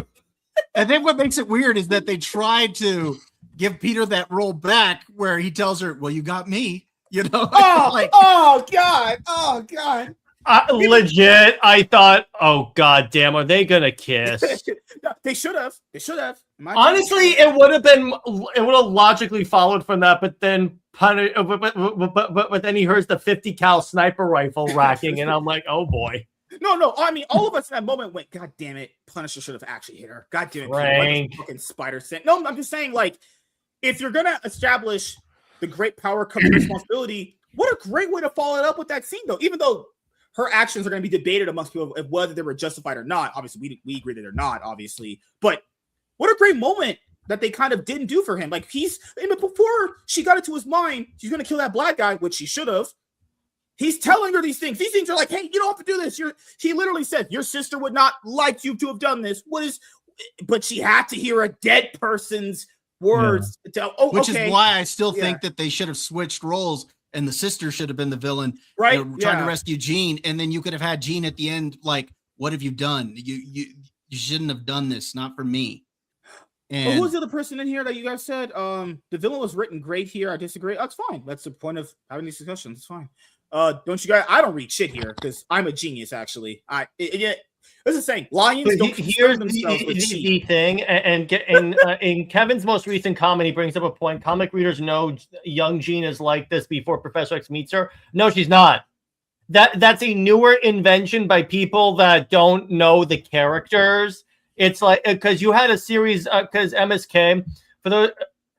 To give you a little comic history, remember when Bendis brought the young X-Men to the future to essentially like show Scott he was being a dick? Well, they also brought young Jean and she behaved this way. And it's like that was part of the era, all new, all different. Remember, MSK, our favorite era of Marvel. I want to point out here, I don't want to praise this. I want to praise this movie because that movie's terrible, but X-Men: The Last Stand kind of hinted at this a little bit more better when that movie first started. The rest of it's terrible. But remember, like, they're meeting her, and like they're meeting her as a kid, and you're misunderstood. But Dark Phoenix did this. Yeah, the movie. Even The Last Stand, they didn't have her killing people. She just couldn't control her powers because, well, obviously she's just really OP, right? Or how like the Phoenix was infecting her mind and causing her to do stuff, but she wasn't like straight up murdering people until she murdered Professor X until that moment. I mean, there's ways that you can betray a character like that. They're just not executing it very good. That's what it is. There's ways to do it. It's just not that way. Oh, wait, she killed Scott earlier on in the movie. Yeah. When she started killing people, that was Phoenix and stuff. Unless you want to say that's Phoenix, but Dark Phoenix is more of that movie. Okay, you're making that differentiation. Okay. Yeah. That portrayal of Jean Grey in the early 2000s X-Men trilogy was that she was a very cordial, well-meaning woman who had no intention of hurting anyone.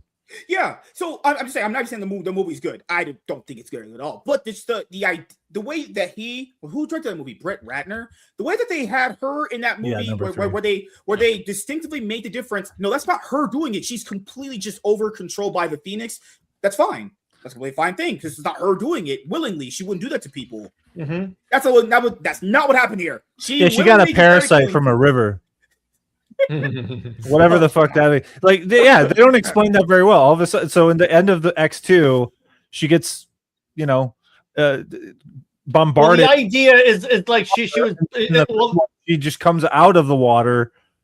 Okay, what happened? Well, actually, in X2, she was like shot by Scott's I beam. She gets knocked back, or like she has to like unleash her full power to do that. So it was like, and when Scott picked her up, she goes, something is wrong. So I guess that's when they were trying to hint it, but still. They have said that the Cerebro thing that they were doing in X-Men 1, when she was hit with that, it kind of like activated a dormant ability in her. But I'm saying it's just there's ways of making her work as a character. It's just, well, Daniel, you can need someone else to handle you with the villain part. Just you're good on a lot of stuff. Villain part, you're not very good at, especially with Wong Ching-chong people. But anything else here to mention? No, okay. I like the Peter Punisher chemistry. That was fine. The MJ stuff. I mean, I don't like racials at all, but like Zendaya was much better she was much better in this movie than the other ones. I will say, I love the scene where he brings her to see the Punisher, and he's going out to all the tripwires. He goes, "Are you crazy?" And he goes, it says, and Punisher goes, "Yeah, come on up. Don't trip the claymores. I don't want to clean you up." And I'm like, "What?" Okay, I will say I don't really laugh at a lot of these movies' jokes anymore. There was a part where there was a funny part. Remember how Jean got into his mind and she was like, "Oh, this one has issues." Yeah. Okay. I was like, all right, okay, I get you on that one. He definitely probably does have issues. But other than that, or we'll just go around because I know you have to leave eventually, but we'll still be here because successful and got my wife in the back room.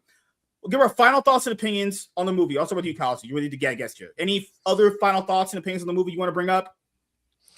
I had a question for everyone. Okay. And then I'll finish up. Okay. Can we go around and state who we think is the best Spider-Man? Not best movies. That's a different discussion. Best actor? Who is the best actor to portray Spider-Man? Okay. I'm still saying Toby. That's just my opinion. I got mine. Andrew. Go ahead. Here's why, Andrew. While he has one okay movie and one really bad movie, and the suit in the first one is not really that good, he got the quipping really well. Like when we first see him in the suit and he goes, "Oh, knives, my weakness, not knives." It's like he got the Spider quippiness really well. Now he wasn't that good of a Peter Parker, but it's like that's kind of where I rank him as Spider-Man. Yeah, because when people say iterations of characters, it's like one always had it better than the other. One was a better Peter, one was a worse Spider-Man, one was a better Spider-Man, one was a worse Peter. No, for me, no, go ahead, Bob. You were next. Yeah, I was gonna say for me, it was kind of it's also Andrew Garfield. I don't know why, I really like his movies, and I think I'm kind of like Jared there. He gets his banter with the criminals and stuff like that very well. I love the moment. Literally, where the criminal asked him, "Are you a cop?" And he's like, "Really?" Do I look like a cop? Yeah. So yeah, I really like him, but I wouldn't be opposed to anybody who's saying that Toby is better. Oh, Joe, what about you? Well, I'm probably going to cop out here. I actually liked Tom Holland more as a younger teen Spider-Man, but I liked Andrew Garfield kind of as that late high school, early college, and then I really like Toby as more of the young adult, like 20-something Peter. But if I had to pick one, I would probably take Tobey Maguire. I don't know, I liked his movies, but I don't know.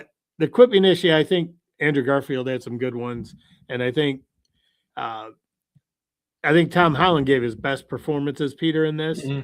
Yeah. So I think in an individual performance I think this might be the best individual performance as Peter, given that he had a story arc and he was changing, that Tom Holland gave out of all of them. But I do think Toby overall is a bit better than the other ones. And I really liked when the three of them teamed up because he was an older Spider-Man who offered, he was like, "I'm part of the Avengers." The younger ones. What is that? Yeah.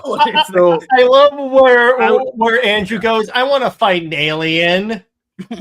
Yeah. So like I said, I think I would have to take Toby overall, but I really think this might have been the best. Just as far as Peter Parker, not in the Spider-Man suit, but growing as a person, I think this might have been the best. But I'd have to rewatch it and kind of go back to some of the Andrew Garfield stuff because I really liked him. I just wish his second movie would have been better, and he would have got a third movie. So yeah, I'm still gunning for that third film because they really can. They have an opportunity still to do that, especially since they know that it's kind of bulletproof, the Spider-Man franchise. They've never really had a failure. Yeah, a little underperformer with Amazing Spider-Man 2. Yeah, but even that movie has its upsides. I think that film actually carried the best, along with the first one, his Amazing Spider-Man. That chemistry that they had, Garfield and Stone, is the best chemistry that any of these movies have had. And to me, that is the core of those movies, at least his iteration. Like, you could say something about the villains being weak, and I would agree with that. They can improve a lot if they did a Amazing Spider-Man 3, which they ought to. But in terms of what they did with Emma Stone and Garfield, the scene where she dies and his acting, it is I will say utter awards worthy. It is utmost best act. Like that's why I say that Garfield is the best actor to portray Spider-Man because of his performance. Man, though I will say those movies have some issues. I like the first one more than the second one, but those I will say debatably top 3 opening scenes for any Spider-Man movie. It made Spider-Man 2 as one of the best opening scenes. Yeah. And, well, the rest of the movie happens sadly, but that opening scene where oh my god, they've never topped that, man. Do you like the shot where it comes from black and then it fades in and it's just on his back and he's falling down? You have the amazing score from Hans Zimmer. You first see the spider on his back and then it just fades into his suit. And I gotta say, Amazing 2 had a pretty dope suit for Spider-Man. Yeah, it did. Agreed. You guys wasn't remember, that terrible. You're old enough to remember they were going to replace Gwen Stacy. They were going to replace Emma Stone, which forgetting Shailene Woodley. She was correct, and they filmed scenes. Yeah. They filmed scenes. I had a suggestion in which, so if they could do it still, because so resurrect those deleted scenes that they did for Amazing Spider-Man 2. At this point, it's 10 years since they filmed that. Yeah. Resurrect those scenes and make use of them for Amazing Spider-Man 3 and bring Shailene Woodley into the third film and show that he had encountered her in the past. And so this is one of the rare instances where you don't need de-aging. You actually film scenes with them. Yeah, that's a good point. I will say, Andrew, when he saved this MJ from the same thing that happened where he failed to do it in his movies, the whole crowd, I remember there was a crowd, they all stood up and gave him a standing ovation when he finally mastered how to save a person without ripping them up. Because apparently in the books, people are he is super powered. So if he actually yanks on you too hard, you will die. People have always said, did she die from her head hitting that or him pulling her? You could always go back. No, she hit her head on that ground. Right? It cracked the fuck open. But he figured out how to do it. That was the best moment of that movie. He figured out how to do it properly this time around. He saved her in time. Oh my god! That's the emotional payoff, particularly when he said I couldn't save Gwen. I'm like, oh, okay, you nailed it. And what's beautiful about that scene in No Way Home when he rescues MJ is that they don't explain that. Yeah, you have to have known, and it's his all face explains it. Yeah, that's good filmmaking. That's great filmmaking where it's only conveyed through a great performance and facial expressions, and Andrew Garfield does that. And that backs up my point that Amazing Spider-Man, he as Spider-Man, has this beloved, underrated longevity by the mere fact that they called back to that moment. Even the filmmakers know how significant that moment was and how it was portrayed. I have to go back and rewatch his movies now because it's been a long time since I watched those. I will also say, some would argue that his movies weren't as amazing, but okay. I had a joke there. It was all lined up. They were spectacular. Something else. I was going to say something else that could pay off, and that kind of goes to what you were saying, Kyle, is that, they already filmed all the scenes, and you could say that he encountered her in the past, but you could play off that from No Way Home as well, where he tells Tobey Maguire Spider-Man, I guess this isn't in the cards for guys like us. And Tobey tells him, no, I wouldn't give up hope. Me and MJ, we made it work. And that could be kind of, you could even show that in a flashback, like him replaying that in his head that, don't give up. And then, he encounters her. You could pay that off in an absolutely, dude. I would argue that Andrew Garfield's iteration of Spider-Man is the one that actually has suffered more dramatic events and has lost more than any other Tobey and Garfield, because the significance of what happened with Stacy in that moment and how nothing was resolved and he's still affected by it. The question lingers in my mind of what's going on in his universe. They don't touch upon that at all in No Way Home. So my thought is they need to resolve his storyline and at least give him some kind of happy ending, one more adventure. And then just, you can say, you go right off into the sunset. after the third film, just give him a complete trilogy and really do well by what he was bringing, because they underserved him as an actor in mediocre scripts. But that's the thing is, like, remember before the movie came out, people factor in a movie that his first movie had to have come out that year in that month because they were going to lose the rights. They only have a 5-year time limit. I know, yeah, I remember that as well. Yeah, like they really treated his movies like shit, honestly. Yeah, and part of it is a consequence of those rights issues, and also them trying to compete with what was going on with Marvel, with Amazing 2. They were trying to set up a Sinister Six and their own universe and all this stuff. And so that film got bogged down by the studio, and Mark Webb was he was tied up with Webb. I knew you would appreciate that, MSK. Oh my God, so funny. MSK loves hearing about men being tied up. That's not true. I'm studio execs and directors. I'm heterosexual, as you guys said. Thank you. That was part of it. It was bad timing in terms of when those movies happened for Garfield in the films. And Mark Webb, his instincts for that chemistry that was both in the first and the second, like they did that.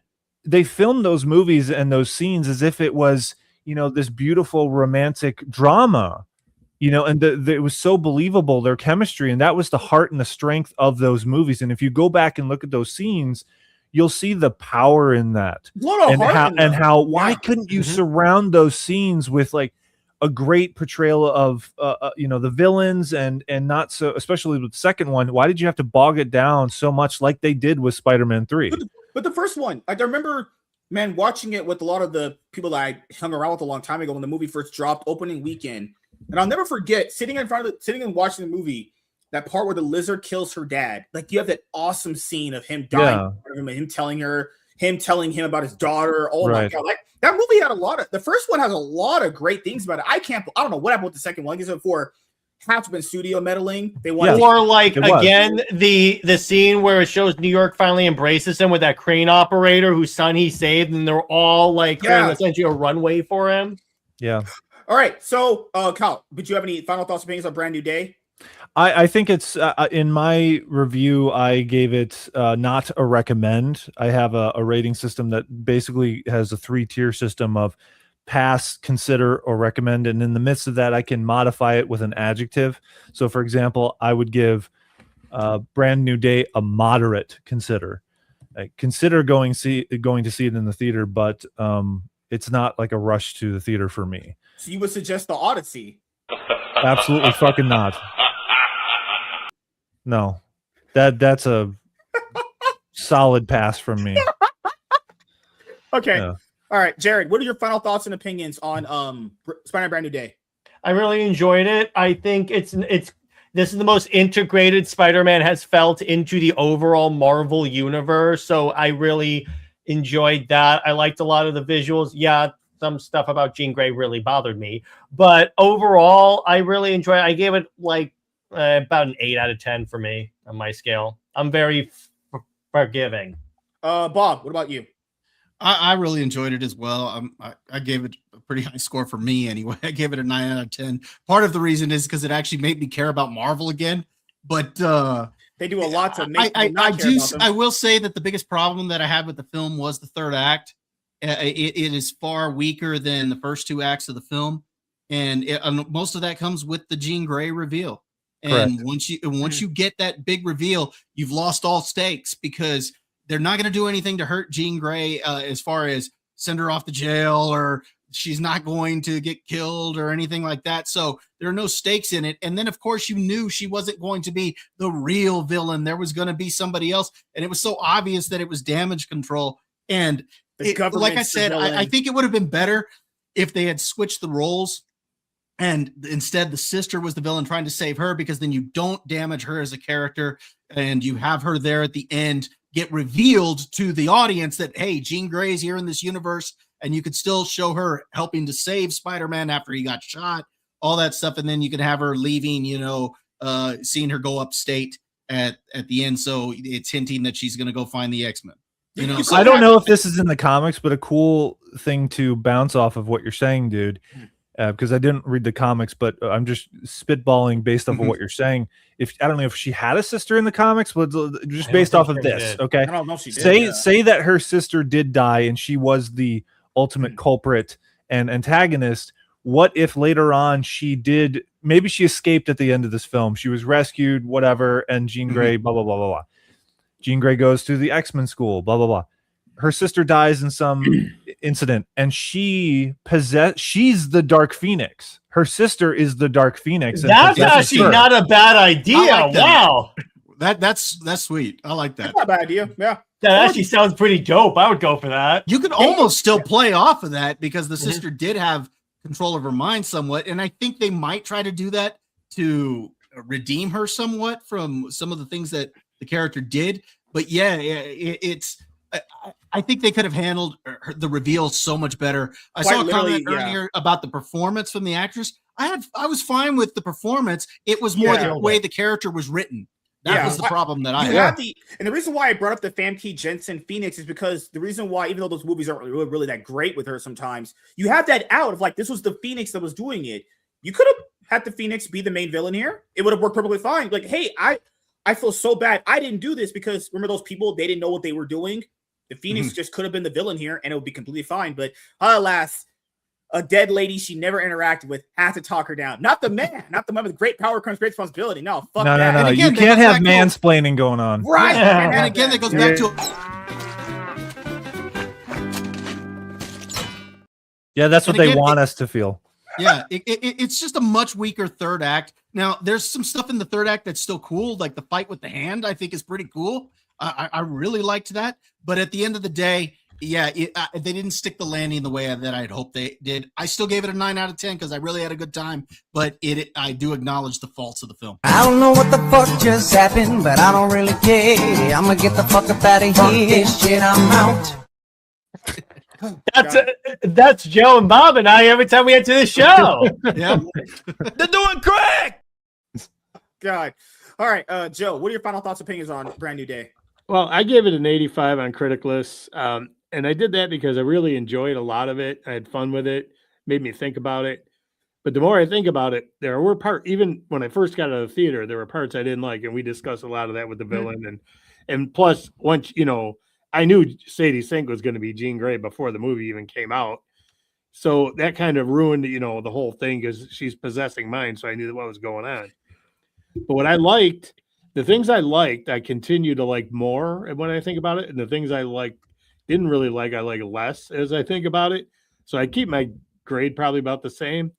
But I look at it more, the parts I really liked was the personal story, how Peter grows from, being a boy into a man. I loved his interactions with, that they showed how smart he was when he was talking to Professor Banner. I liked his interactions with Frank Castle, but I did think they could have done more with that. Like when he says, well, this is a life sentence. This isn't a way of life. I think they could have played some of that up, how they both look at fighting crime, but there was a lot going on in the movie, so they weren't going to get to that. But so there's I liked a lot of that stuff. And Aunt May kind of talking Jean down. I don't know. I'm going back and forth on that. I know it is a memory, but she's young and maybe that could trigger something. And maybe her being in, when she's able to get in there's some feeling there. So I don't know about that one because I've seen more ridiculous stuff in comic books. But I just had a good time, and I love the action. I love when he's jumping off buildings. I like when he was sitting upside down. I love when he fought the hand. I love the stuff when he was fighting Scorpion. That was all cool. Even the tank, there was a lot of excitement. But that third act, that kind of takes away from me. So I'm going to see it again because there's a lot of things I want to watch again. Now I want to rewatch the Andrew Garfield ones because you guys are reminding me how good it was. Yeah, it's been so long. But no, I really enjoyed his performance in that. And this for MJ, I recently rewatched the other three Tom Holland Spider-Man, and I thought MJ got better. Like in Far From Home when they're in Europe. I'll never rewatch Far From Home. I didn't think it was that bad. I when I watched it the second time, I thought I liked it more than I thought I did. But I liked her performance a bit more. She wasn't. That is Iron Boy the movie, is what I that know. movie is. It was, but I didn't. And when I saw it in the theater, that was just okay. And it's not great, but with MJ in that, For some reason, I always thought she was a lot more annoying in that, but she really wasn't. In the first movie, she was really annoying because she's like, I hate you guys, you're losers, but be my friends. I mean, Yeah, it's supposed to be charming and Yeah. comedic, and it's not. It just lands flat. and That's what I like said, you those she movies looks are like she crawled out of a Disney-fied. dumpster. Those movies are know? super Disney So- fied. Like, you do it in the first one. At the very end of the movie, when he was talking to her and she said something really gay and stupid, like, I was stalking you. I don't know if anyone knows how girls work. Girls that hot don't stalk guys like us. Well, guys like me, not you guys, but like, just saying, girls don't be doing that to dudes. I'm just saying, like, would you believe that a girl that looks like her stalking him? Come on, man, come on, fucking hell. I What do I did know? have a question for the panel, if you guys got a minute. Well, how do you think now this relates to the Disney Plus Daredevil Born Again series?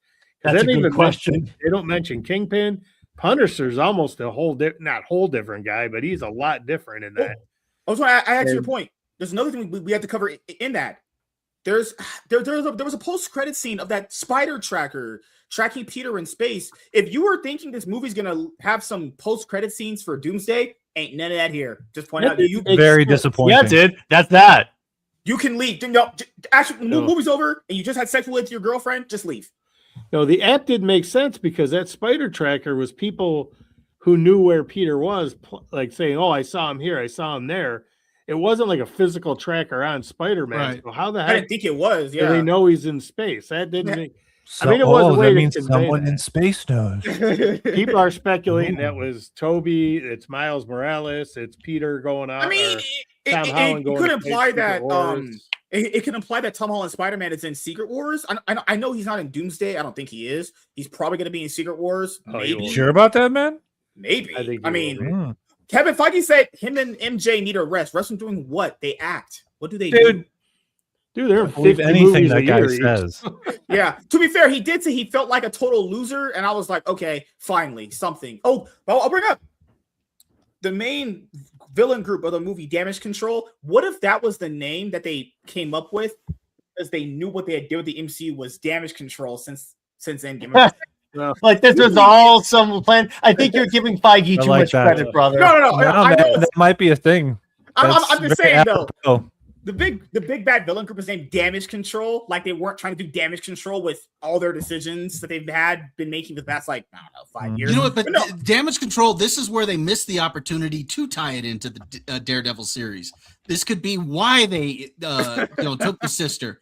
Because he was in Daredevil, he was rounding up, superpowered people and whatnot. So that could be what was left over. And again, this goes back to if you had switched roles and you had Jean Grey there, she could have been rounded up during that time.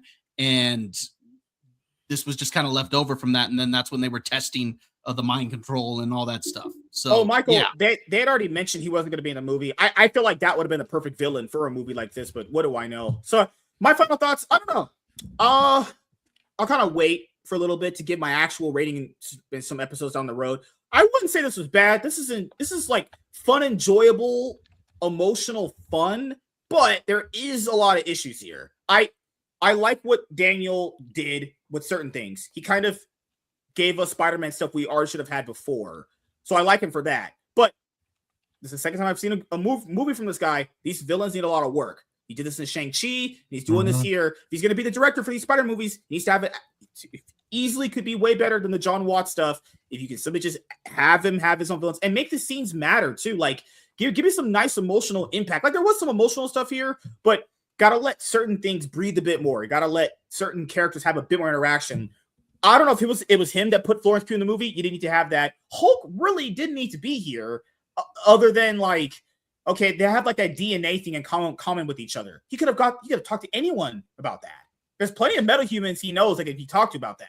But Yeah, but it was cool to see full Hulk back on true, screen. Yeah. true. I guess I that's the would say trade-off. that. Yeah, that's Yeah. the trade-off. I mean, overall, I think most people would have fun with this. This is fine. People said this was better than Spider-Man 2, Tobey Maguire's movie, or Smoking Crack. Oh hell. No. Yeah, I it's not.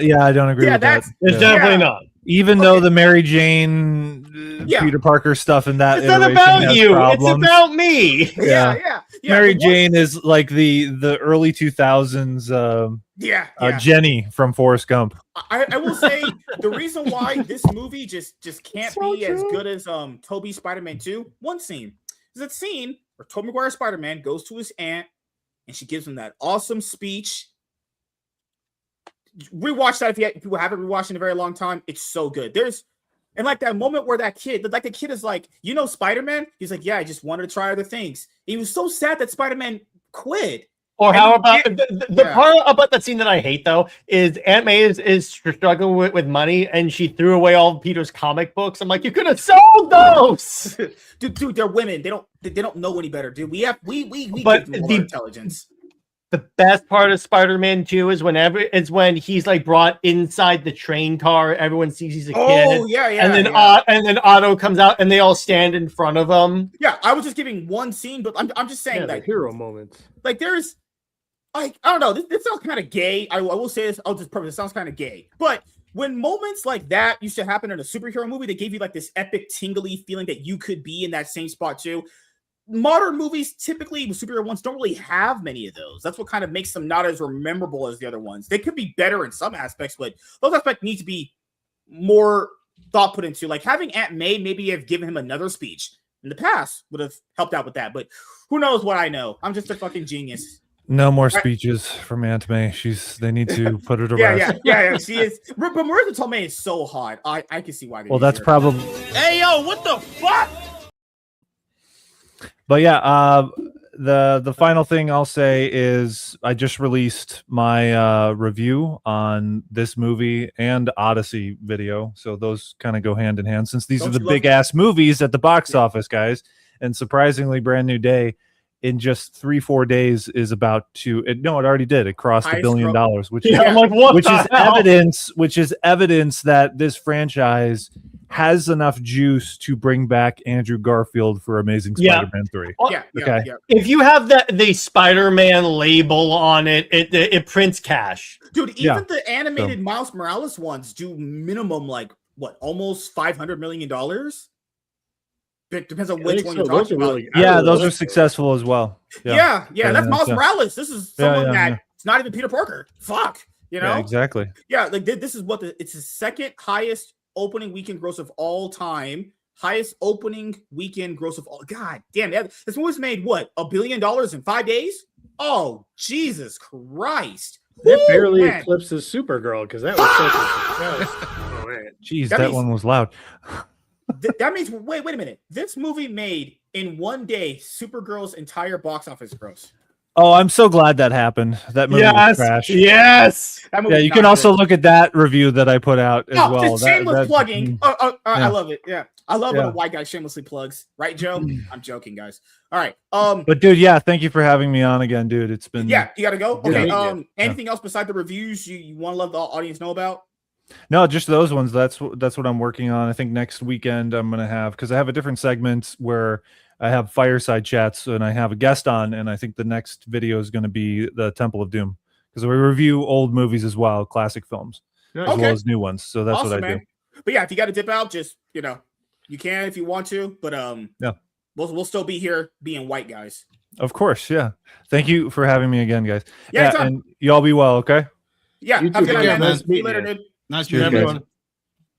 Also, watch Sony put out a Spider-Girl movie in the production. Good lord, it's supposed to be an animated. Did you see that? Like the head of like Sony was weighing in on like those movies. She goes, we really it didn't set out to make these movies in a universe. Yeah, I don't know what these people are even thinking. Oh God, you wonder how they get to these positions of power when they do so, like Kevin Feige did so many good things, and all of a sudden the wheels just came off, and he doesn't. Was there somebody else telling him what to do or something? I don't know. It's unbelievable. Yeah, and this is another thing that I know we talked about in the review, but I feel like this movie, not like to its faults, it gets kind of not bogged down, but like you see just all the other problems the other movies didn't do for it, right? All the other setup the other Spider-Man movies could have done to make this one stronger, they didn't do. Like these are things that it's the problem when you have like long-running franchises like that, but Madam Web 2, Electric Boogaloo. Good lord. Fuck. But no, like this movie, this movie's like, and this is what I will say here. This is the kind of money that Warner Brothers wanted Superman to make that came out last year. The Superman movie for 2025, Warner Brothers wanted this kind of money. Let me put it to you this way. Apparently, I have to verify this, but Spider-Man in 3 days made more than the entire DCU combined. Well, because what'd they do? 700. Hey, yo, what the fuck? 800 million? Mm-hmm. Huh? Oh, hell no! If I'm Paramount, I'm calling up James Gunn going, the hell?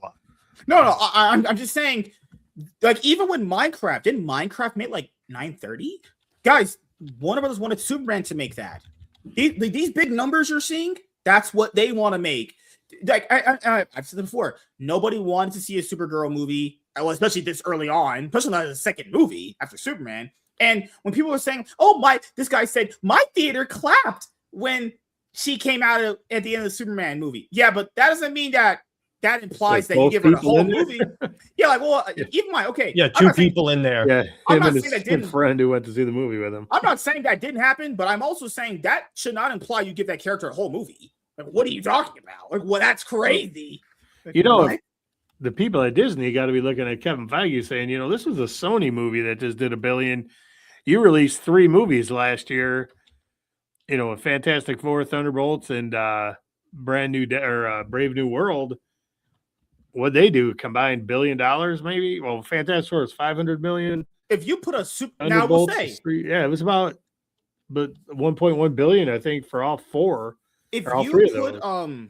to be fair, if Superman can bring in what $600 million box office wise, Superman. you pair that with Spider-Man. I'm just saying though, if they ever did this, they're never going to do this. But if they ever might. did, you got almost a 2. That's a lot of money right there on the table, right there. Superman and Spider-Man in the same movie. Oh, that's just asking to be the biggest, probably one of the highest grossing movies ever. Just in the first opening weekend, first like 2 days. Hey, if Doomsday does not rekindle the the universe there, I think maybe you might see a DC Marvel crossover. I mean, you never know because DC's flailing, and other than Spider-Man, I said on this show I thought Spider-Man would do 1.4 billion and Doomsday would do 1.5 billion, but I think Spider-Man's going to hit about 1.8, 1.9, maybe even 2 billion. I don't know if Doomsday is going to do that. And I think this definitely helps Doomsday. If Doomsday would have came out before this movie, I think it wouldn't have done as well. But now that it's after and people are a little more excited about Marvel again because you got to see the Hulk, Punisher, whatnot. Yeah, I think that only helps Doomsday. So I think moving that movie behind Spider-Man was a great idea. So last few things to go over before we head out of here in a little bit. But no, it was awesome having Kyle on. Make sure you guys go and subscribe to his channel. Spider-Man Brand New Day will pass $1 billion today, the second fastest film in history to pass the milestone. So Doomsday this is what Marvel wants for this movie. Doomsday coming up. Yeah. They want these numbers. They want, like, honestly, they probably want fastest film in history to pass that milestone, if we're going to be honest. But Avengers Doomsday needs these kind of numbers, especially to make profit, because they spend way more money on that movie coming up than this one. But Michael says, good night, boys. Oh, yeah, good night, dude. See you later, man. No, you guys can look at my search history because I go to jail. I'm joking, guys. I've done nothing bad. Yes, he's right here. Whoa, thank you. Thank you, Jared. God damn it, man. Because I'm just pointing out, like, people, do you know what's really cringe when people bring up this argument? They're always like, man, Supergirl deserved better. No, it didn't. Because it didn't. That movie sucked. All these people saying that, they didn't even watch it. Numbers prove they didn't watch it. The literal numbers prove they didn't go and see it. I'm sorry. Like, yes, the box office number doesn't imply movie quality. That's not the argument. The argument is like, it deserved better. No, it doesn't. You're not owed someone's money because you just exist as a movie. What the fuck is wrong with some of you people? And keep in mind, now people will want to shoe in, like, remember how you've seen like those Trinity posts, right? Those James Gunn Superman, Matt Reeves Batman, and this movie. It's like, I'm pointing out here, this movie is definitely stronger than that Batman movie, and this Spider-Man movie is definitely stronger than that Superman movie. Why are people shoehorning in that Superman movie? Why? For what? It's not even rememberable. Yeah, that has to be recency bias, right? It has to be. Well, you know, that the big difference between Spider-Man and James Gunn's Superman is Spider-Man was likable. Superman was likable, but everyone just kind of, Look at this. stepped all over him and insulted him and made fun of him. And he didn't have a lot of hero moments. 300. He got his ass kicked constantly. Even when they fight the kaiju, when they finally beat it, it falls on top of him and they show him crawling out from under it like an idiot. Yeah, like it was stupid. $360 million opening weekend. That's just domestic. Yeah, $572 million. $932 million. That's crazy. They actually adjusted that number. I saw a post on X earlier. It was 967, I think, and they readjusted the number. And there's no IMAX for that. Oh yeah, right. But they're going into IMAX theaters this week. Some IMAX are pulling Odyssey, and they're putting that in. So we'll see. What are all those Nolan bros? All those Nolan bros going to go see Helen of Detroit. Fucking hell, I love that Helen of Detroit. Man. God, no, but wait, Bob, didn't you like the Odyssey? I think you did a review of it, right? I didn't thought like it. I didn't hate it, but I wasn't crazy about it. I gave it. I gave it a 4 out of 10. I enjoyed it for what it was. Would you guys rewatch it if it came out on digital? If you had like the free time, probably not, right? If it's for free, sure. I might just to see if I still had the same opinion. But yeah, I wasn't crazy about it. Joe, you didn't like it either, did you? I didn't see it. And okay. I'm probably going to wait for video. I don't know. I heard that, like when he says, this is the age of bronze, that really got me mad. And because nobody refers to they the reference age the Bronze Age. Yeah. And then the language or the dialects, it just bothers me. I don't even care about the race swap thing because she wasn't in the movie that long. But that and the dialect and how they just basically turned Odysseus into a, trauma-ridden idiot who, was upset about war or something. He's not smart. I don't know. This is what we do know about movies now. Nolan and Spider-Man are just guaranteed hits. Well, yeah, because Nolan is a good filmmaker. Yeah, Nolan's movie, $912 million. Holy mother of fuck. God damn.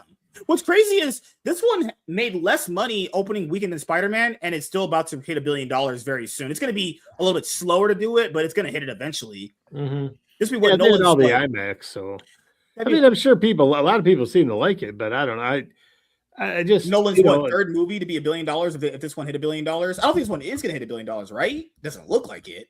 Yeah, it'll hit. It might probably still. It's still going to be in a lot of IMAX next week or this upcoming weekend.